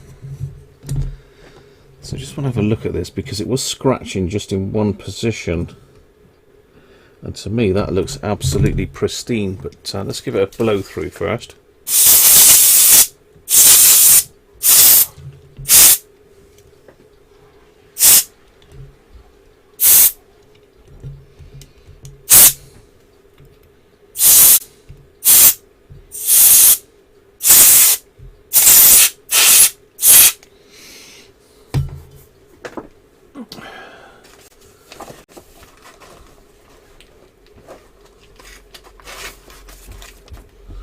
So all I want to do is just get a bit of paper and fold it over a couple times. A little bit like cleaning video heads, really. Just so as it's we don't want it a tight fit in there because we don't want to bend the vanes, but we just want to be able to slip it in between, just like that. So it's got a little bit of drag on it, so I've just folded a bit of paper over 3 or 4 times. So I'm just going to hit it with a bit of isopropyl. Let that soak into the paper. Just going to go through the veins and give them a bit of a clean. Missed one then.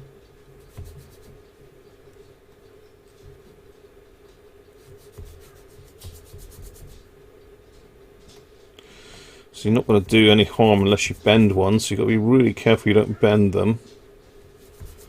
If there's any dust or muck on it, this should get them off.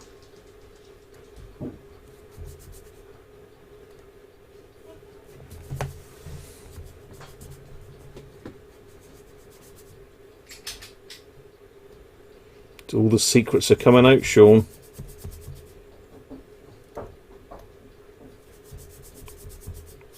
It's a bit of a monotonous job, but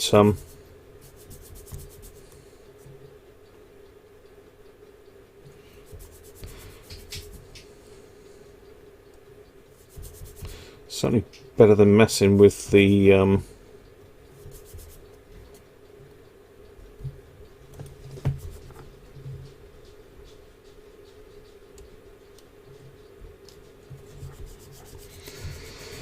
messing with the end float in that one, and we don't want to be undoing one of these caps, trust me.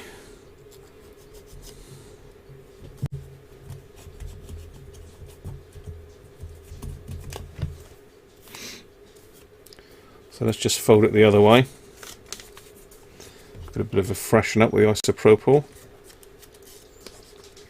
Let's do the other one. There's a bit of muck coming off of it. There definitely was a bit of muck on that last one. Doesn't look to be much on this one.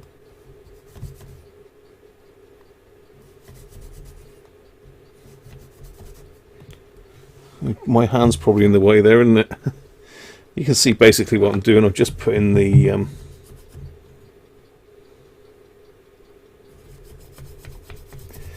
paper in between.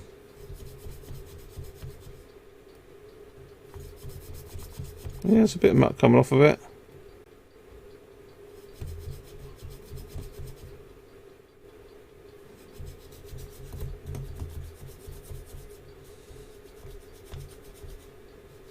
Hi Gavin. It's oh yeah, that's a bit mucky. It does I think it's 5 bands this radio, wouldn't it? I think it does a couple shortwave bands and it does air bands as well. So the other sections here, the oscillator sections, that one's not connected, but these two are. Just moved that with that glue on it as well. So they're bigger vanes again. Super hints and tips. Thank you very much, Sean. Good man.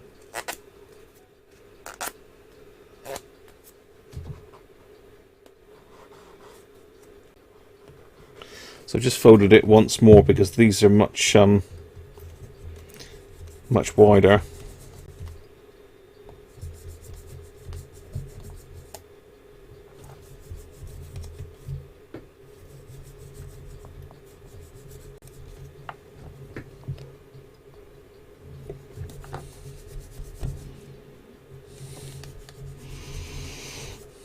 There we go. That's it. That's about all you can do. That is about all you can do. Let's just wind it back the other way and have a look.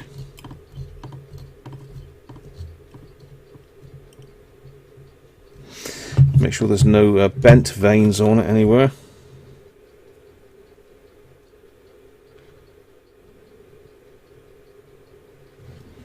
Pretty good. We'll give it a blow through with it fully meshed as well.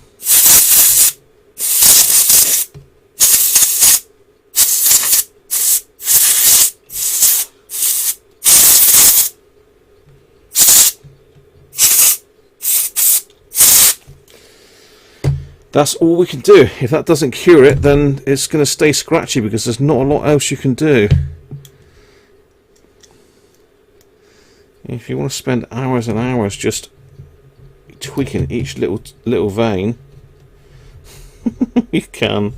I'm sure we've all had tuning cap issues in the past, but that's the way I do it anyway. I think that's quite a good little tip for you anyway.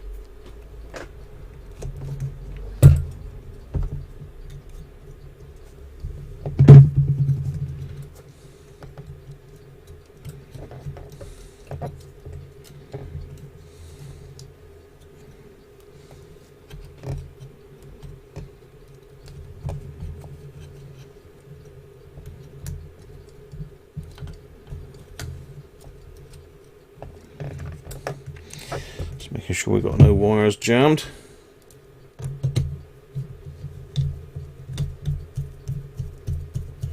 Cool, I did the dial cord on this one, Chris. It's pretty scary stuff. Pretty scary stuff. But to be fair, I haven't had a dial cord that's defeated me yet. The R24, I pinched dial cord off of another one, but still restrung it alright.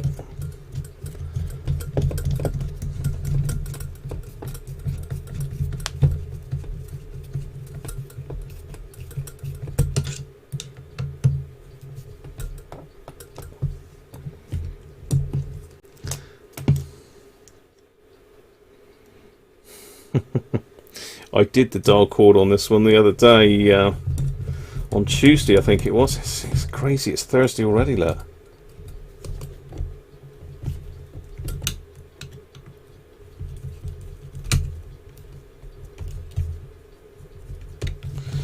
Right, let's just put another bit of Loctite on that.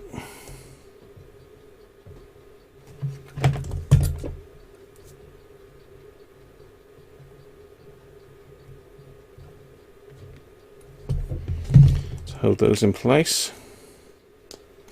They love the old Loctite, the Japanese on these. It's covered in them. Okay, let's get the case back up and see if we can get the thing going.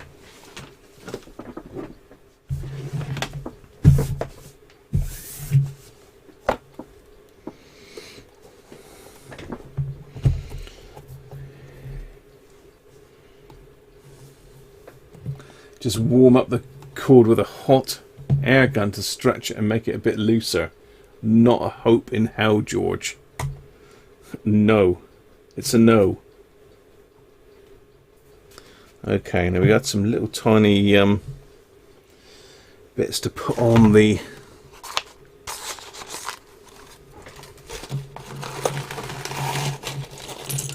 switches.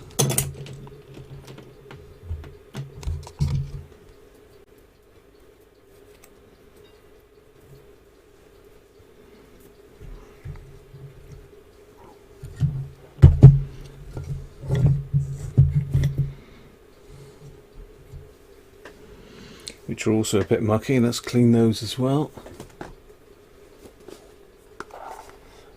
No. You can show us it on one of your radios, George.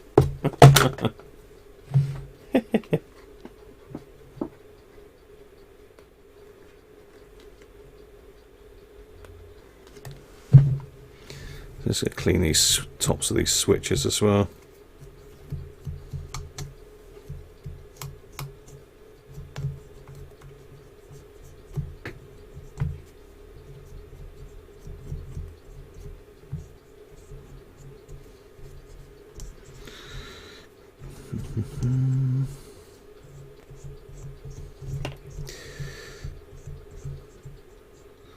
Years of grime.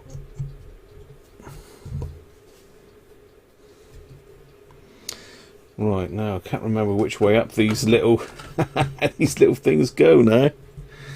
Oh dear, let me think. So in the up position, let's have a look.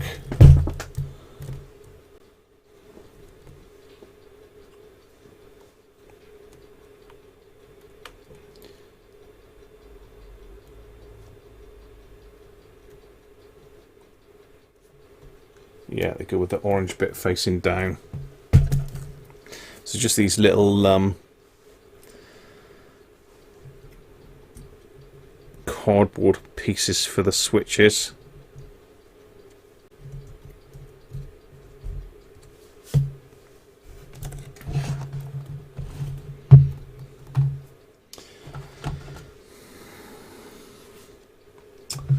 Let's just get a couple bits of wood and raise it up a fraction so as the... I got 2 bits of wood. I used to have lots of bits of wood here, but... Oh.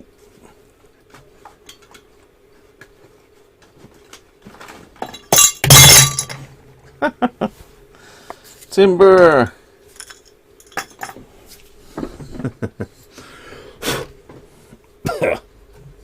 Oh, hang on, we've got an AF117 in there now. We've actually fitted an AF117 inside the casing. Make sure nothing else fell in there. Yeah.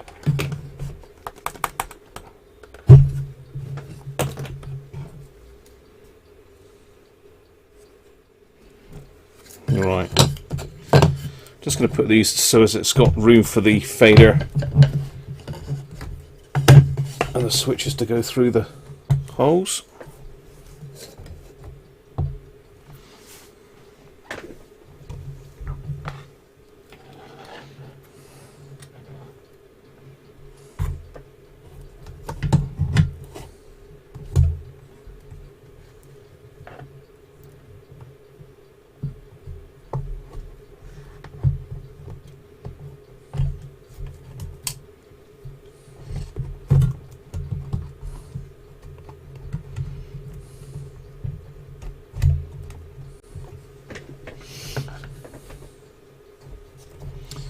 Buttons have got to go up through the top panel.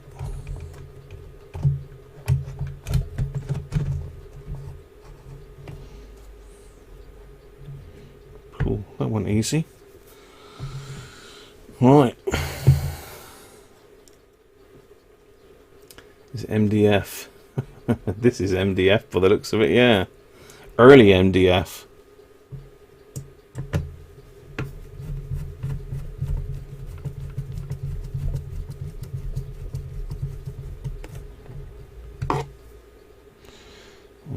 one long one that goes in the centre.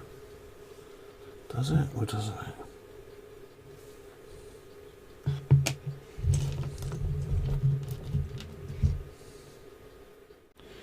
Yellow, yellow.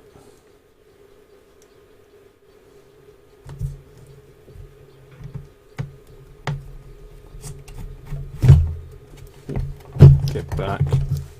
Stay up on the wood.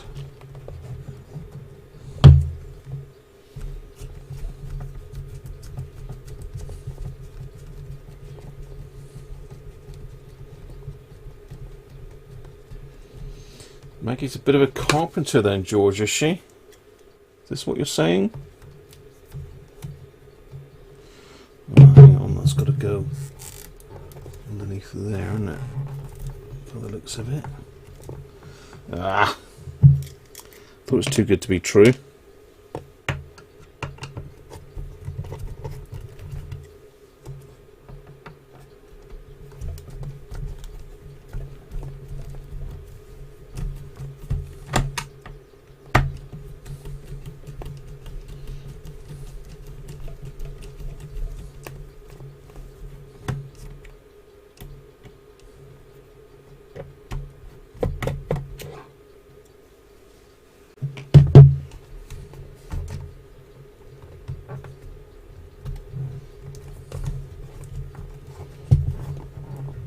Go under there, thank you.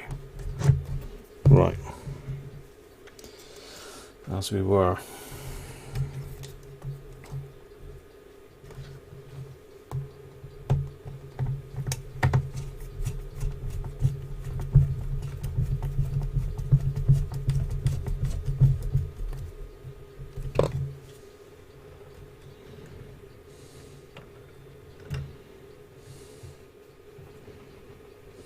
Ah, hang on. Come on, Graham, sort yourself out. Hey, gotta put the speaker wires on, haven't you? Fool. Fool.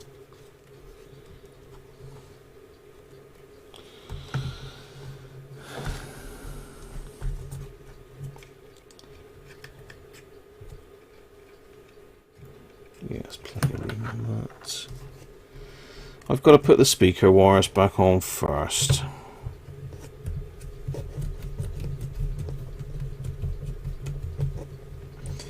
Because I can't get at them once it's screwed back in. Nice bush, thank you very much.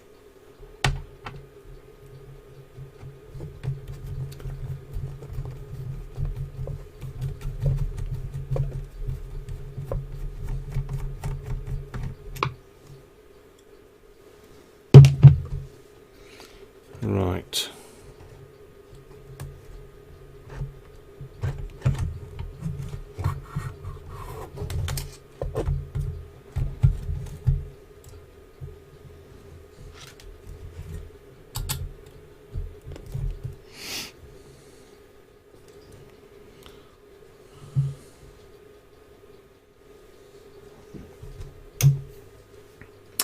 Yeah, they're not looking after me, Doug, are they?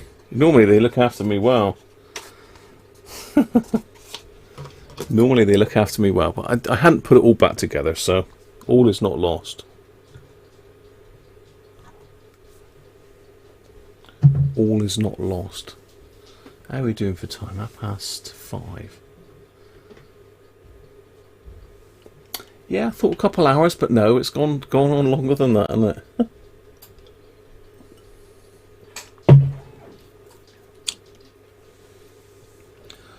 So let's go on. Should I put a time on it? Should I say 6:30? Might be earlier than that. You never know.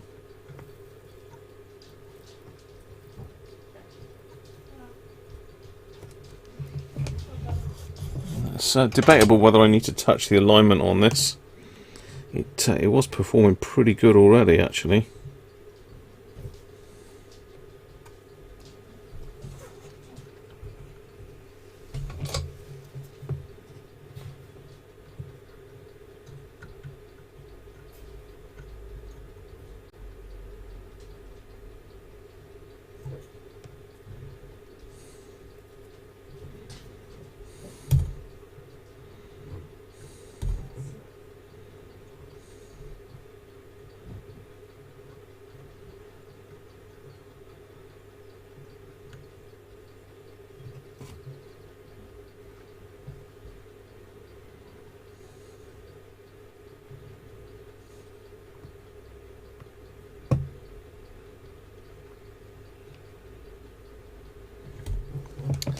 Good. Right, okay.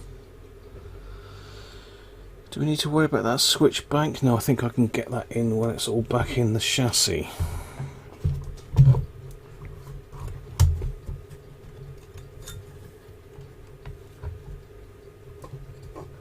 Try again. It went in so nice just now, didn't it?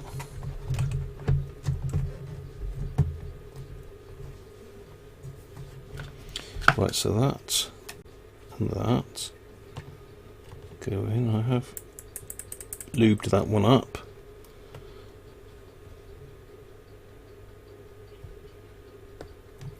Those two there. Yeah, looking good. Right, I think we're good. I think we're in business.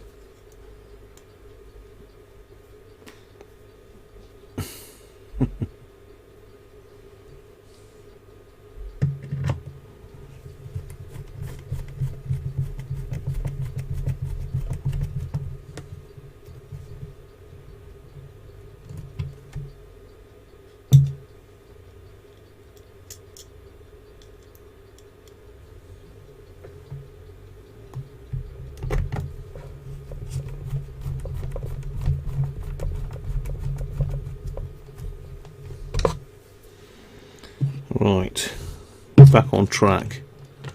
Looking for my yellow screws now.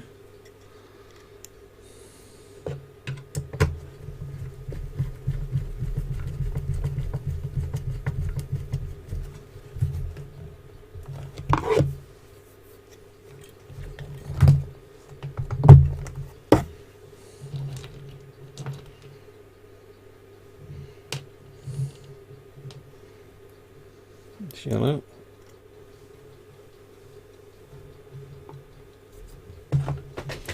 Hang on, I can't see that one. I have to get up and...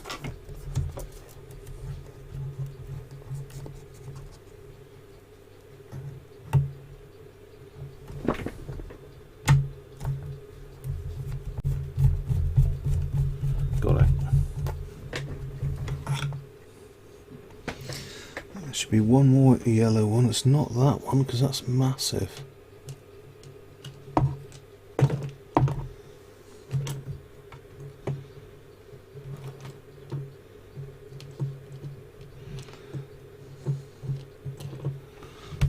It's going to be one of these, isn't it?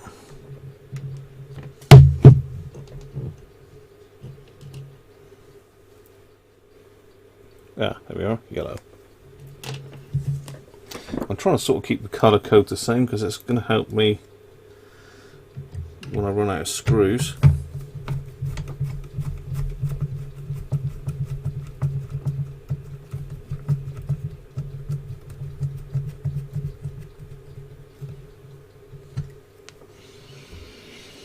What's that?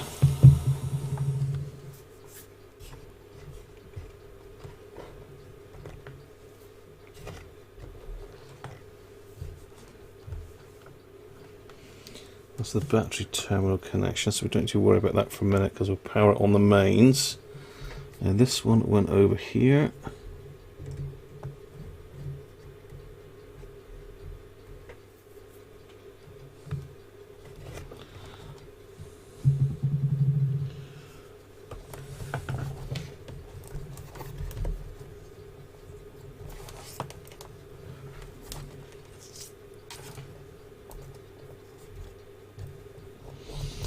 So I'm just reassembling, people, so bear with me.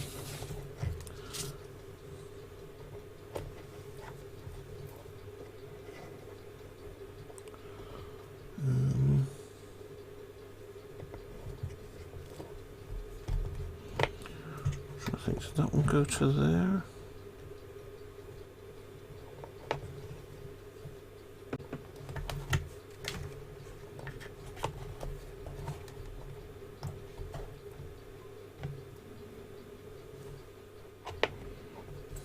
Yeah.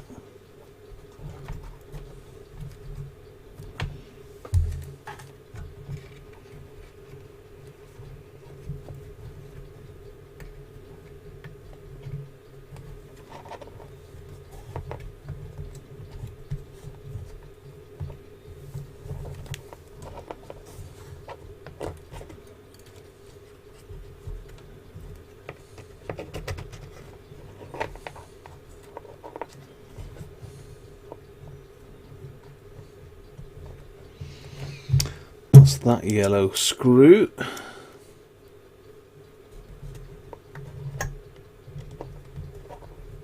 I've just pulled it out the little clip.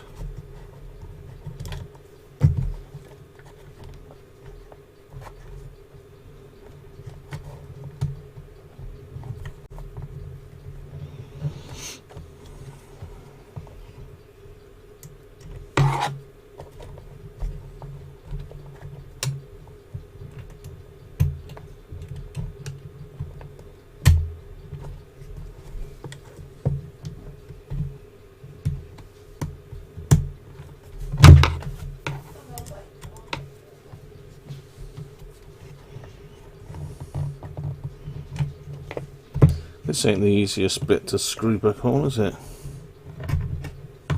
There it is. Go on, quickly.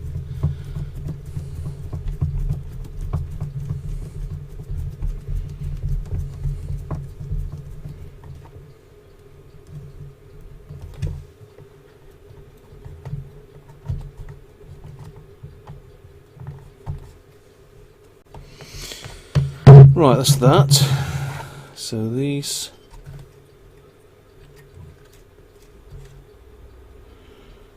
So what's it got to go down there?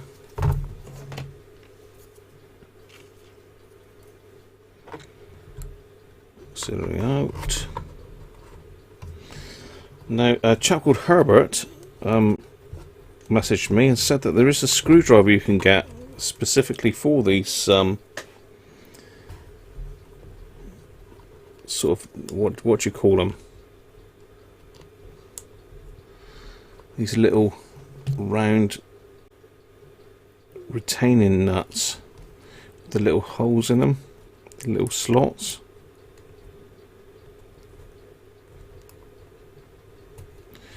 You can get them a certain amount with a normal screwdriver, a little tiny one.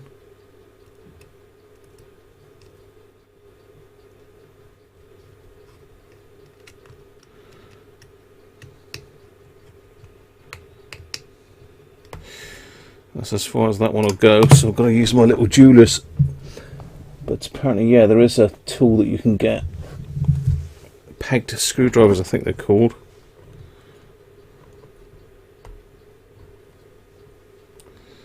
But as I say, these little jeweler's pliers do the job. That's pretty tight. No, that's... Battery main's got to be that way up then. Maybe I should have put that one in first, actually. Should have put that one in first, Graham, shouldn't you fool? Oh well, you know. You'll know. You can learn by my mistakes. If you've got one of these.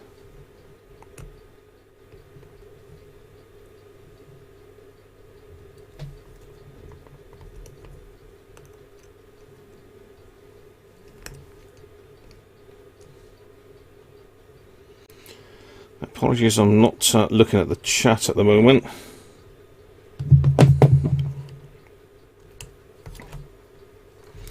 Right, so we've got two little tiny screws. It was a little miniature screwdriver for those, wasn't it? They got a bit of Loctite on them as well, so we'll put that back.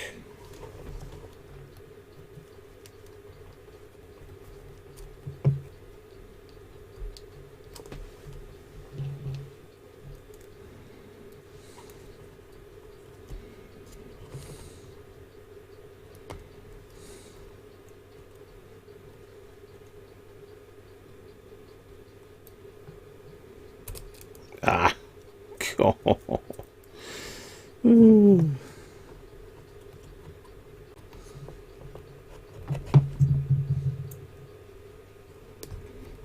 Fiddly. Fiddly.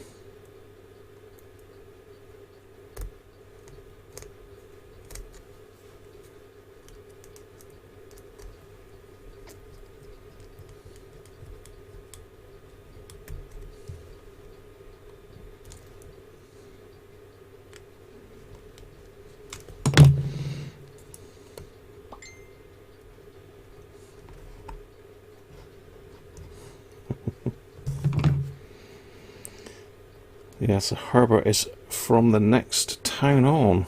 Well, from the big town. The big town from where we come from. Repaired his Super Sovereign a couple of years ago for him.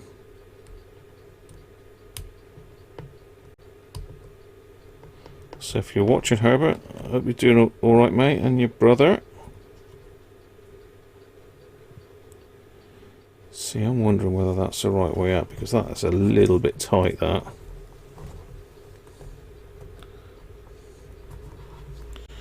That is a bit too close to that connector. I don't like that much.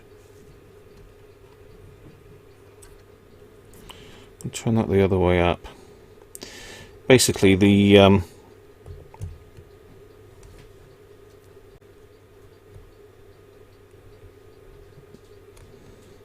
what am I trying to say?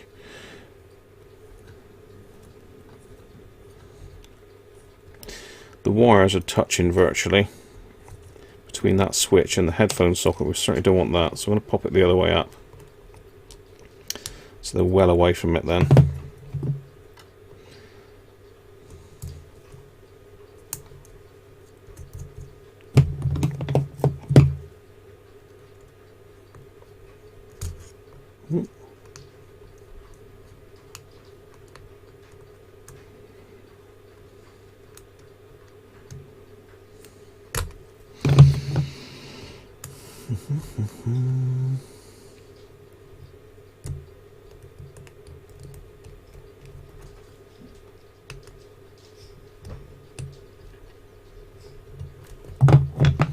There we go.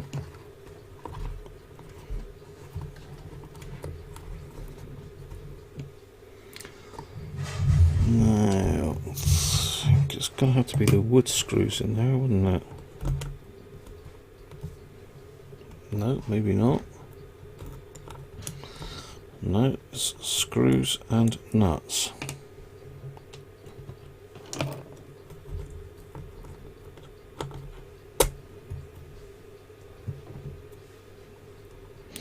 I'm putting all this back together without testing it really, nice. So I'm either really confident or incredibly stupid. I don't know what your thoughts are on that.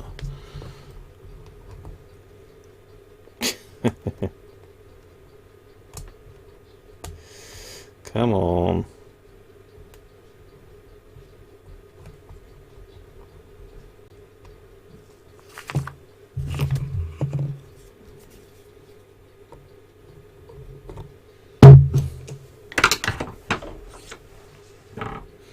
You're not saying. George.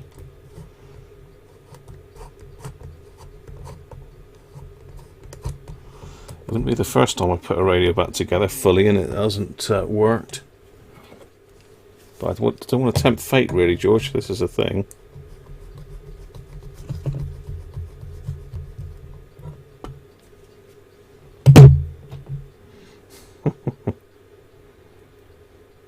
You've all got faith that it's going to work, aren't you? You've all got faith it's going to work. I haven't got my camera on, look. Oh, well. No one said. You didn't say, Graham, we want to see you. We want to see you. Graham, we want to see you. No. Not with this hair. You don't want to see me, really.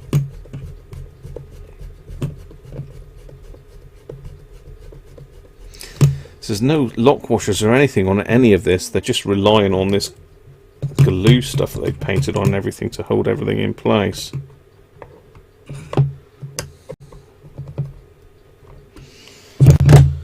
Right.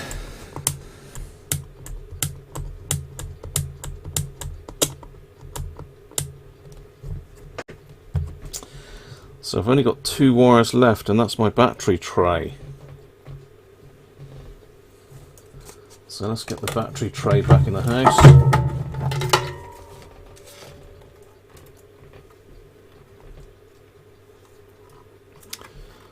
Which way round did this go?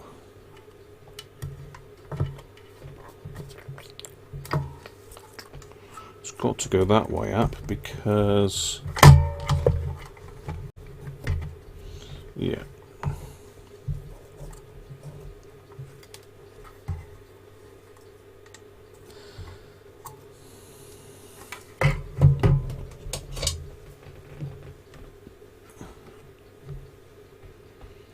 Absolute faith you got, Gavin. People said that before.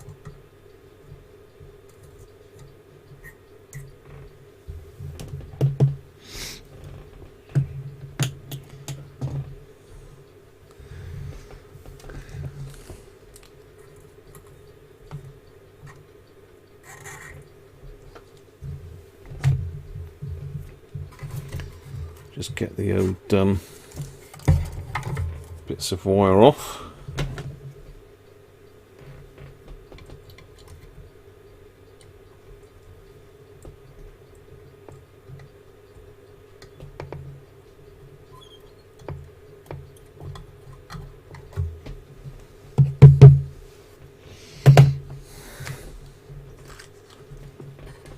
Glad you got my back there, Gavin.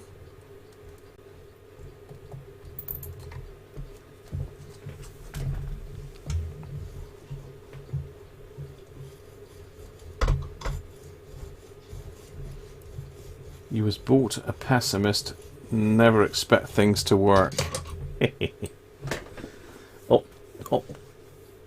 Optometrist.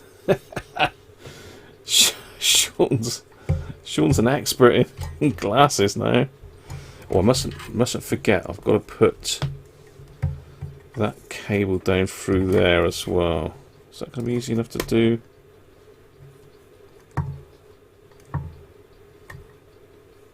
Yeah, it should be fine. Right. And my eyes are well overdue for testing as well, but there ain't no way I'm going into my eyes tested at the moment.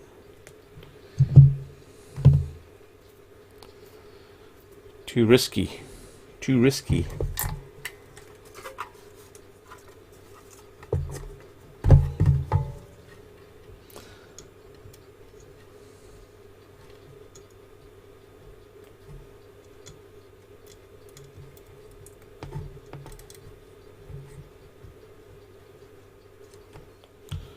Come on.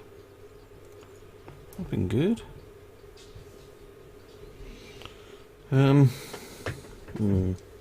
Just hold that in place with a bit of tape a minute. You think they all shut, did they, George? Yeah, could well be. Yeah. Well, I don't know.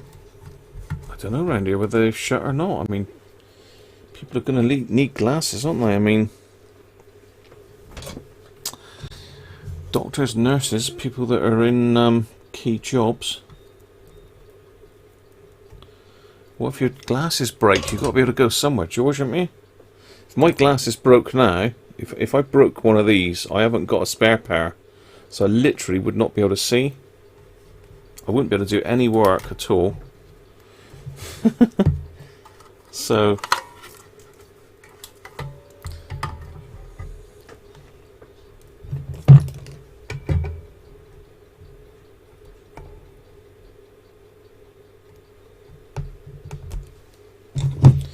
yeah, that would be a bit worrying, actually.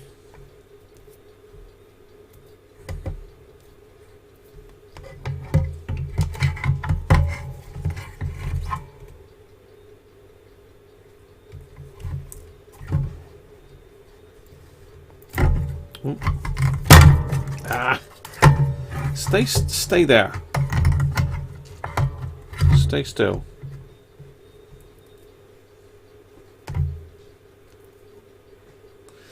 Yeah, I have got a copy of my last prescription, George, but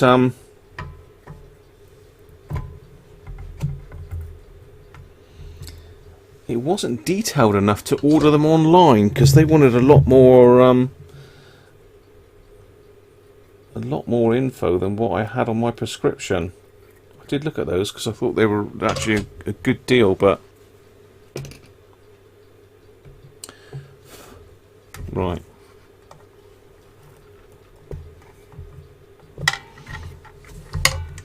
Let's pop this cable through.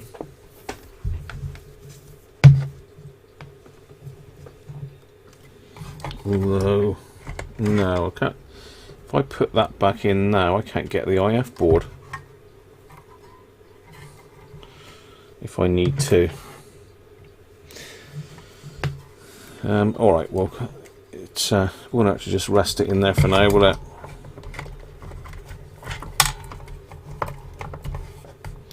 Just for a test.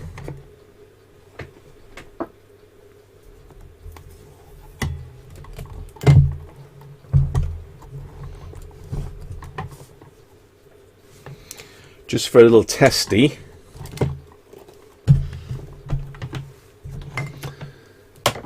So there she is, looking good.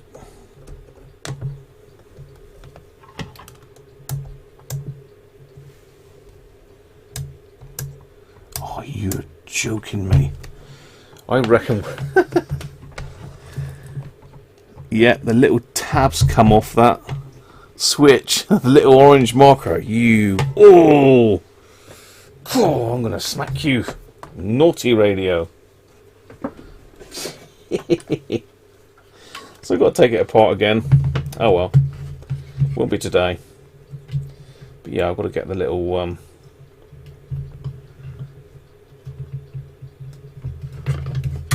orange markery thing out.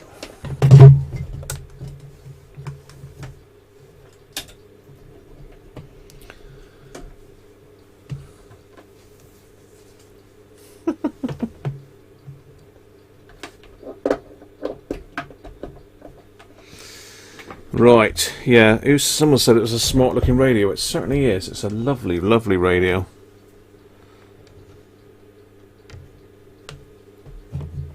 Certainly don't want the volume on maximum, that'll blow our ears off.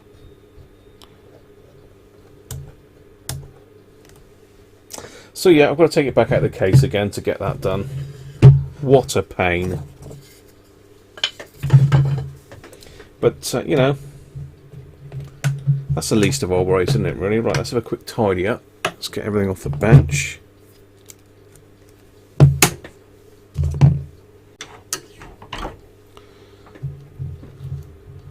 So we've got the 3 battery screws left, and we've got the 2. Yeah, we've got no screws left over, look. Well, that's a good sign, isn't it? That is a good sign. And a lot of caps that we've changed. A lot of caps. Right.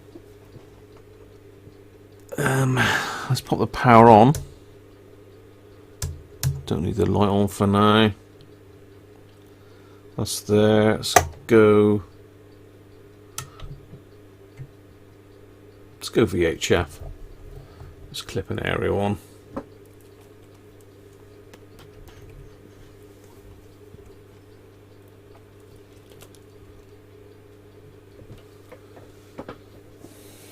Let's wind her up.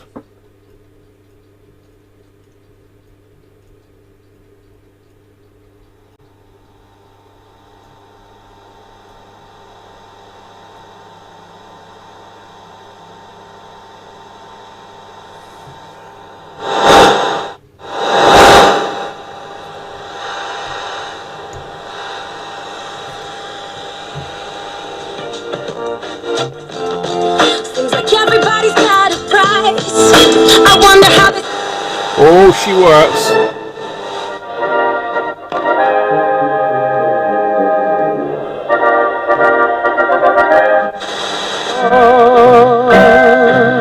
The day would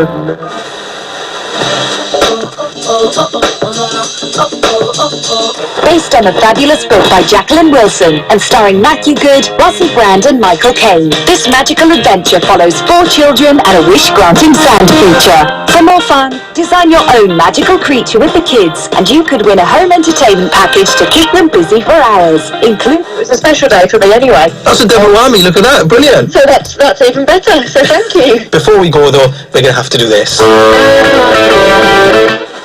Government about this bank holiday weekend and keeping yourself, your friends and family safe from...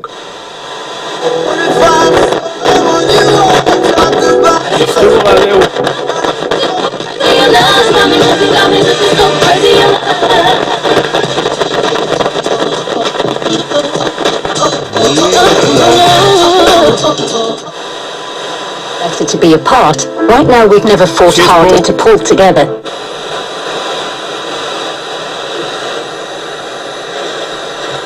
Just brought those... You might be skilled when you're on the field, but in order to succeed, you need to make sure that you bought all the bits and bobs you need. And Manoser Halfor's voucher. Try airband.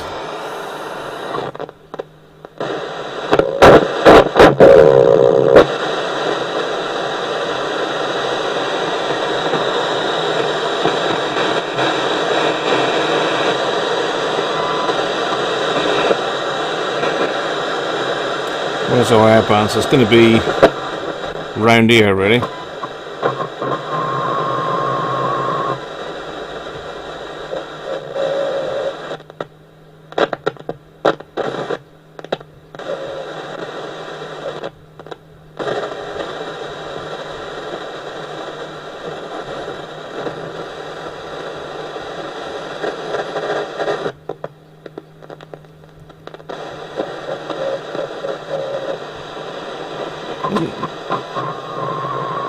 Never going to be any airband where we want it, is there?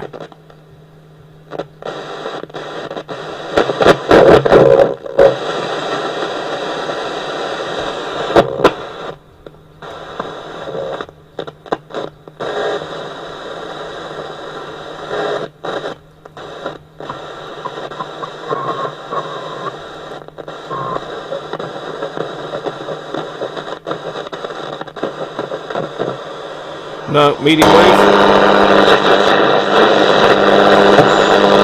During the current restriction on exit.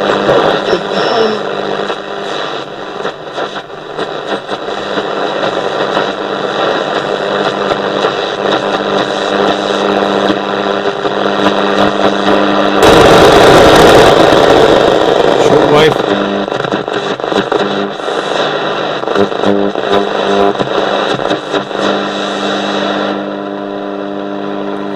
You stick this massive area up, really.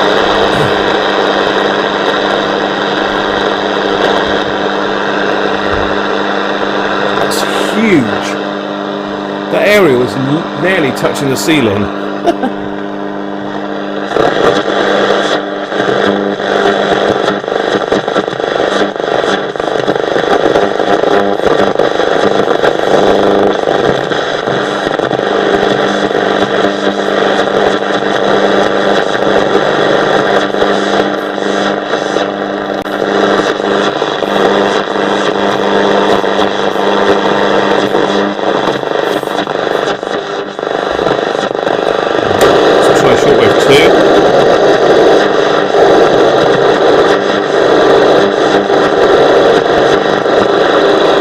Electric noise in there, to be fair.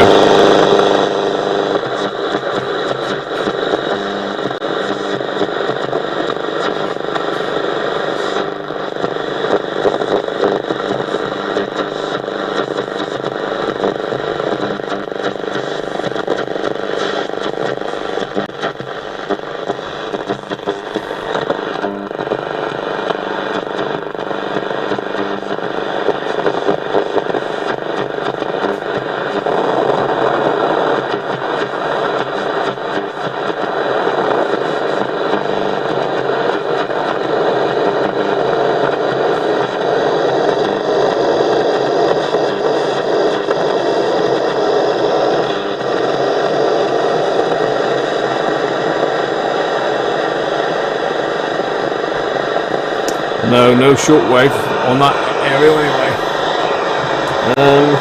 Must be long wire. Must be long wire.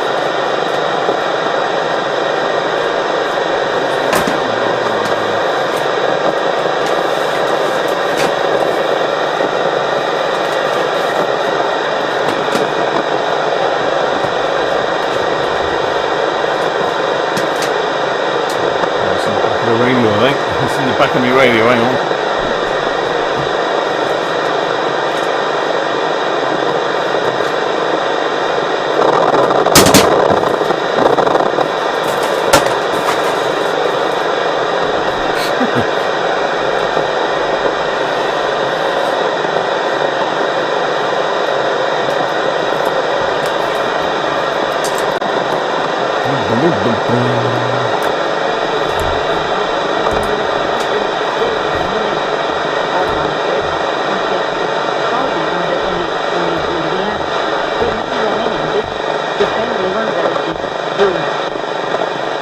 Yeah, there is definitely shortwave there. It's just all the noise in here.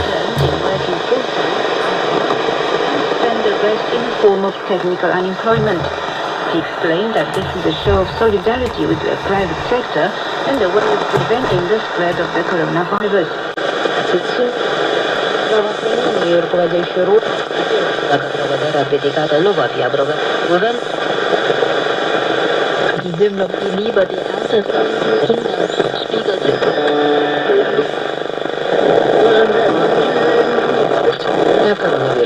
Однако, по словам представителя Министерства иностранных дел Китая Джао Лидзяня, с самой вспышки коронавируса МОЗ во главе с Тедросом Гебрейесусом активно выполняет свои задачи и придерживается объективного, научно обоснованного и справедливого подхода при оказании помощи странам мира и в развитии международного сотрудничества.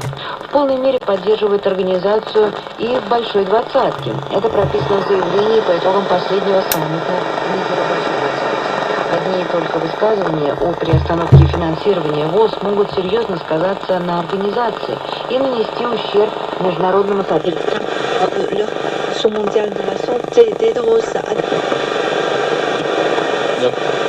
Care nu a suferit modificări față de ierarhia precedentă, publicată în luna martie. Pe primul loc se află Belgia, urmată de Franța și Brazilia. Islanda,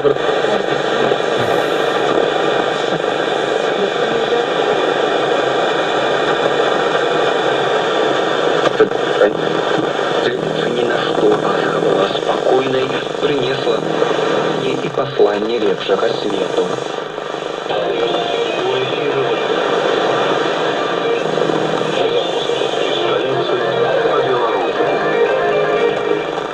Apostolskii. Numărul deceselor provocate de COVID-19 absolutely round.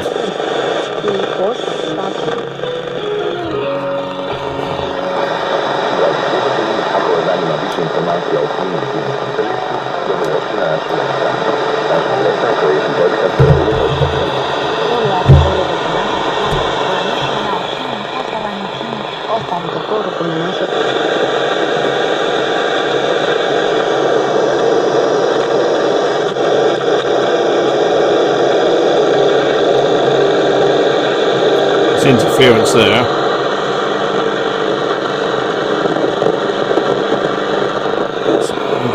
Shortwave 1.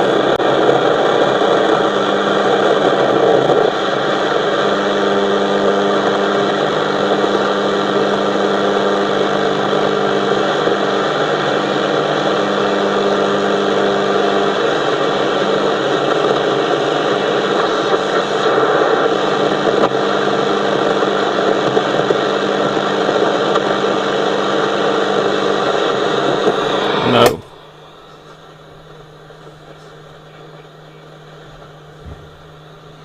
I mean, it's not gonna work on airband with this, really, is it? To 30 mags.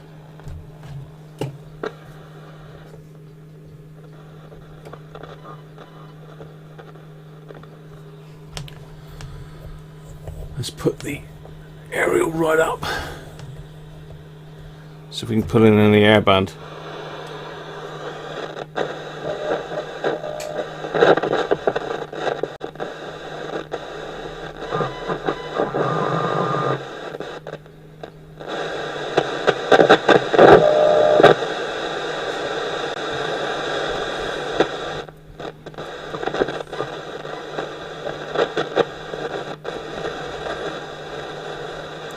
Now the airband's really scratchy.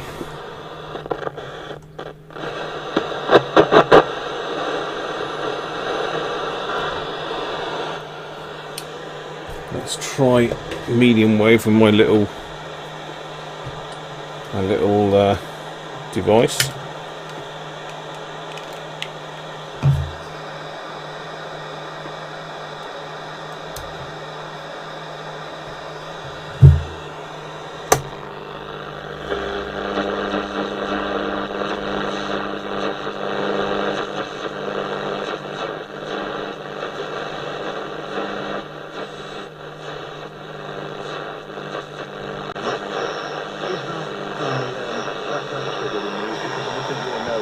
And you were due to be doing your elective in New York and South Africa. He's doing it in Newcastle. I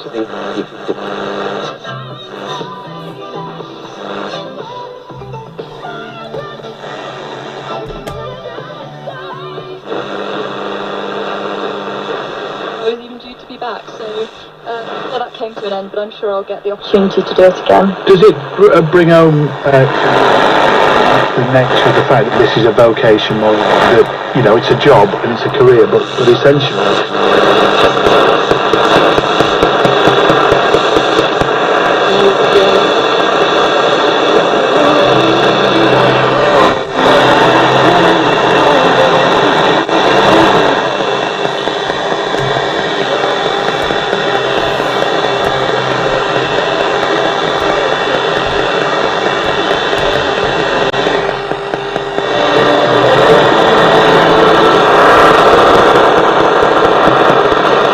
Well, thank you, Molly Janine.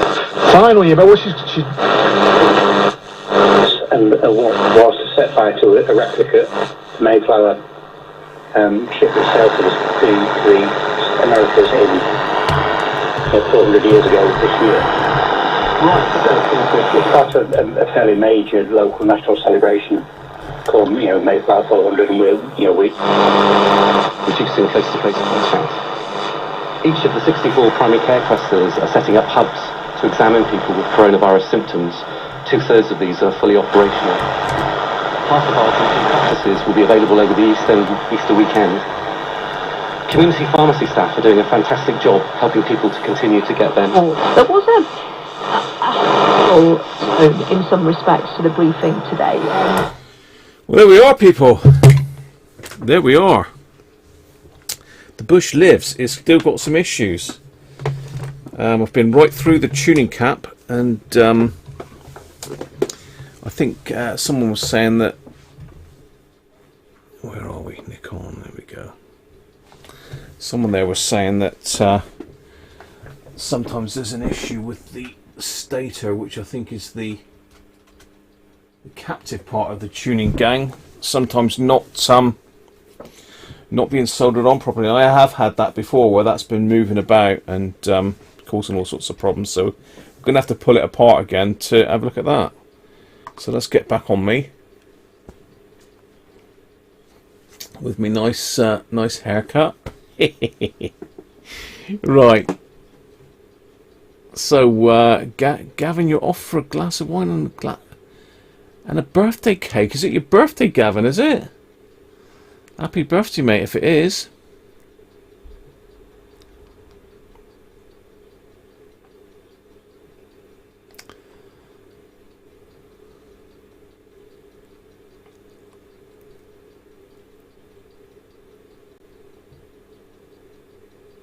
It's a well-made radio, that. It's a solid lump.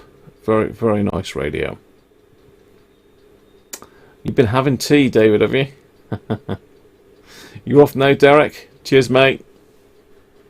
You've got someone with a black head nudging me because he wants to go out to the garden. No worries, mate.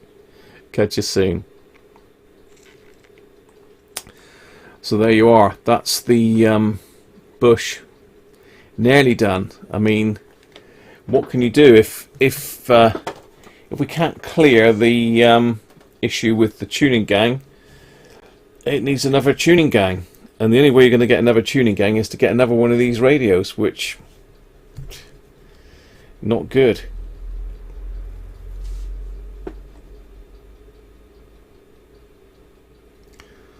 I shot right up then for some reason. Andy. Cheers, Andy. Thank you, mate. You're going to have... Everybody's on the wine, look. Simon's just arrived. Simon, how are you, mate? Good evening. We're just finishing up on this Bush radio now. It's back together. It's all working. Sounds lovely, but we've got issues with the tuning cap, mate. Tuning cap issues.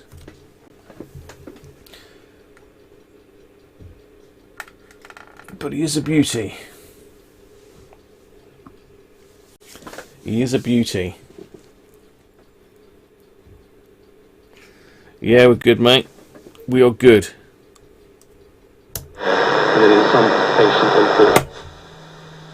I'm really happy to help, like I'm properly happy. There is, however, a very strange situation where an actual movie that was going to come out on the cinemas hasn't delayed its release until after this is over. It said, let's release it online, and that film, that brave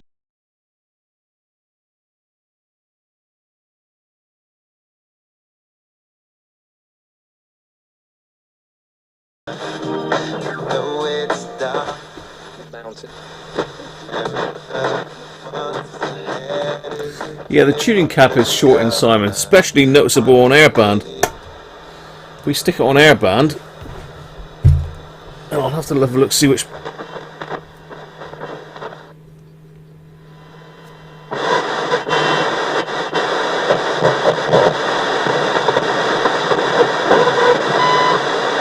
It's not doing it now. Yeah, it's about there.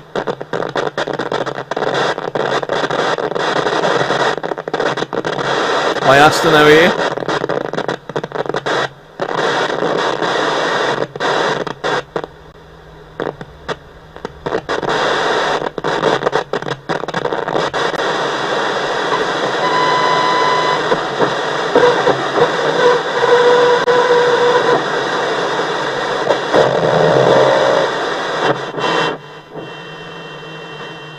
I mean, you can hear all the data signals coming through on airbands, so it's working fine.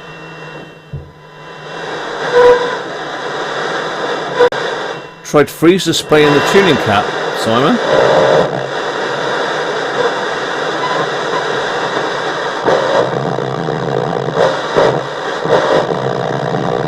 It's almost oscillating in there, in that position. Look.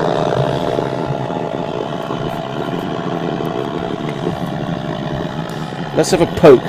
Let's have a poke with a screwdriver a minute. Ceramic screwdriver.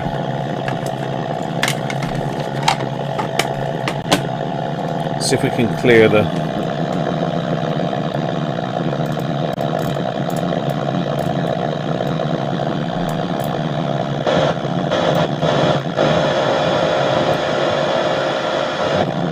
It's that one there.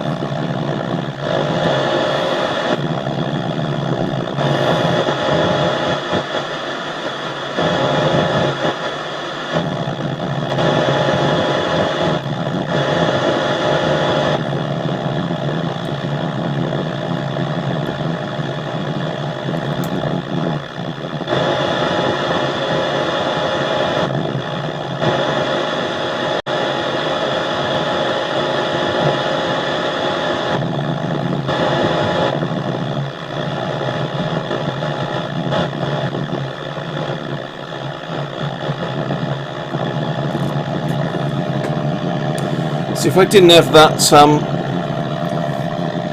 if I didn't have that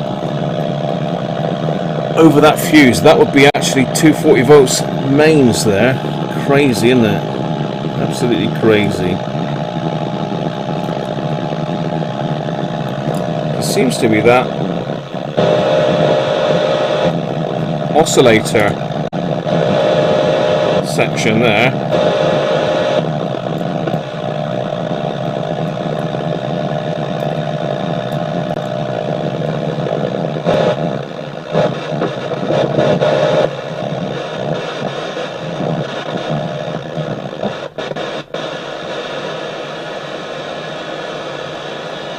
Have I just cleared it?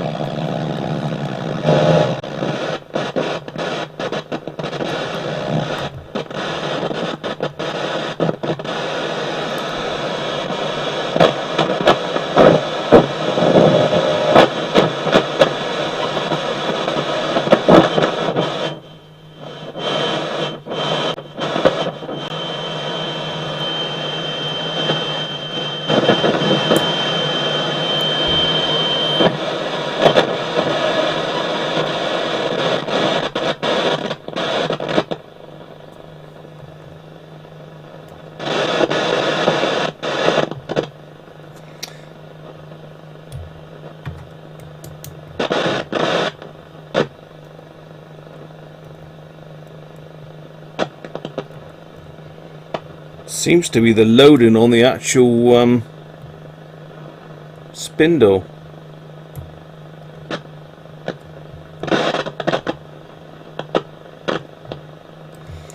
Anyway, I'm just poking. I'm poking him now.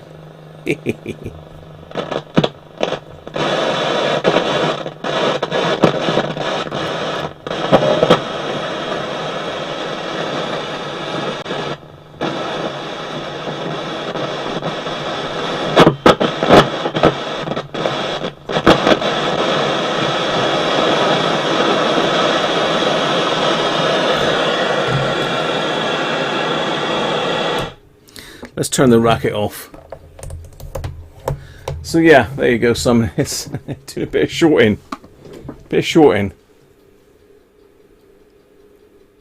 Yeah, it's the oscillator section of the tuning cap, Simon.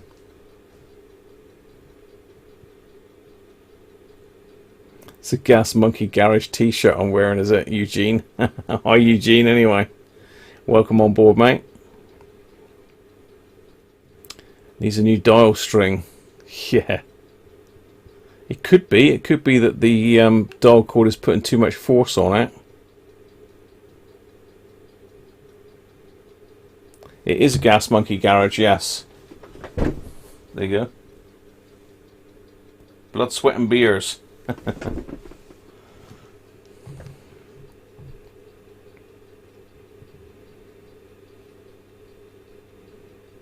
Give the bearings a good malleting, poking it with a sharp stick. Yeah, I've blown all the muck out of it, Simon, and I've also put some isopropyl on some paper through all the veins, so it's clearly got issues with the tuning cap.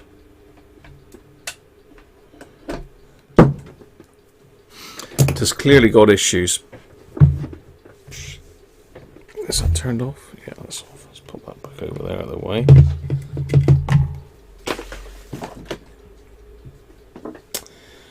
So that's pretty much it for today, people. I said probably about 6:30. Look, it's not far off now. Unless anyone else has got any other questions.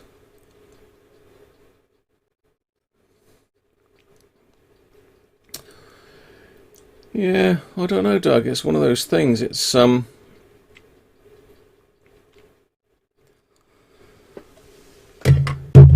I think it's just that dial cord is really still really tight, you know.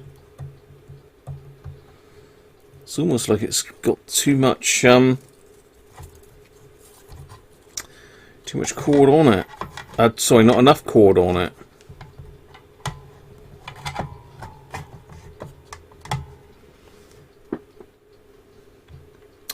But anyway, that's something for another day. I'm not going to take it all back out of the case again now.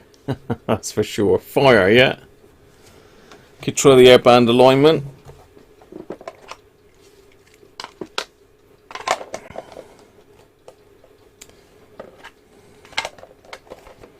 But it's still not really acceptable, I don't think. I think it does need a... Compare the dial cord tension with your personal same set. I haven't got one, Sean. That was a customer set I did. No worries, Aston. You can catch it up later, mate. You have to do it on catch up.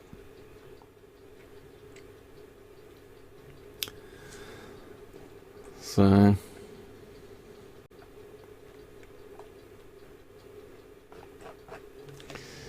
Yes. It is a nice set, though. But as I say, we might have to get another tuning cap for it, but I'm 99% sure it's a tuning cap issue, and it might be that the dial cord is so tight on it. I mean, does dial cord shrink with age? Does it shrink with age, dial cord? I suppose some of it could, couldn't it? No, I haven't, sadly, Sean. It was a customer's radio that I fixed. But the dial cord is excessively tight on this one. It did take a bit of stretching back.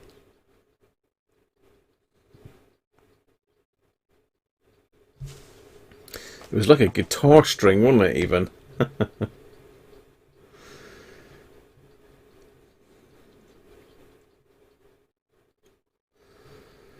Yeah, could try that, sure. Could try a softer spring on it.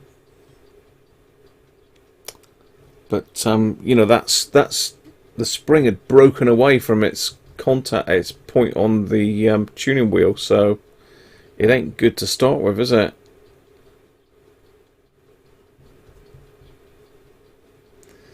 Yeah, there's just too much tension on it. Too much tension.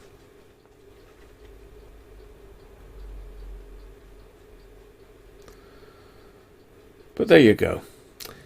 Anyway, I'm pretty much done, people. That's what I wanted to do today, was get that one recapped and back together.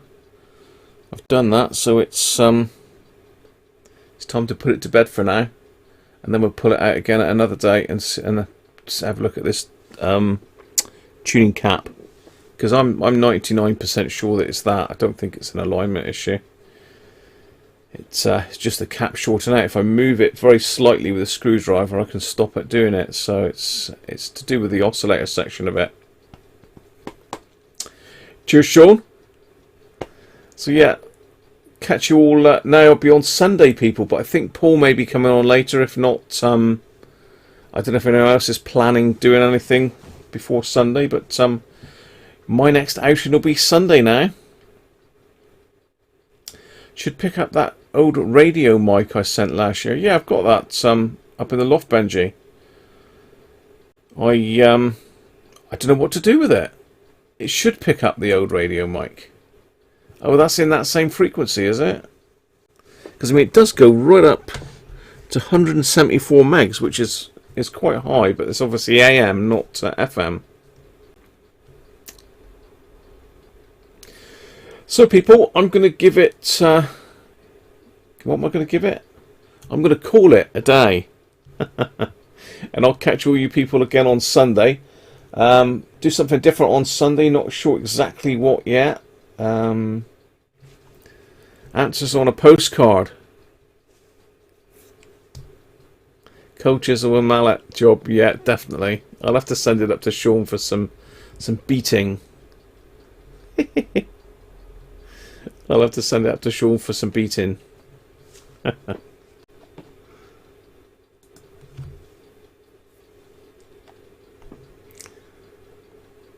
Cheers, David. Thanks, mate. I don't know why. I think Andrew's getting confused.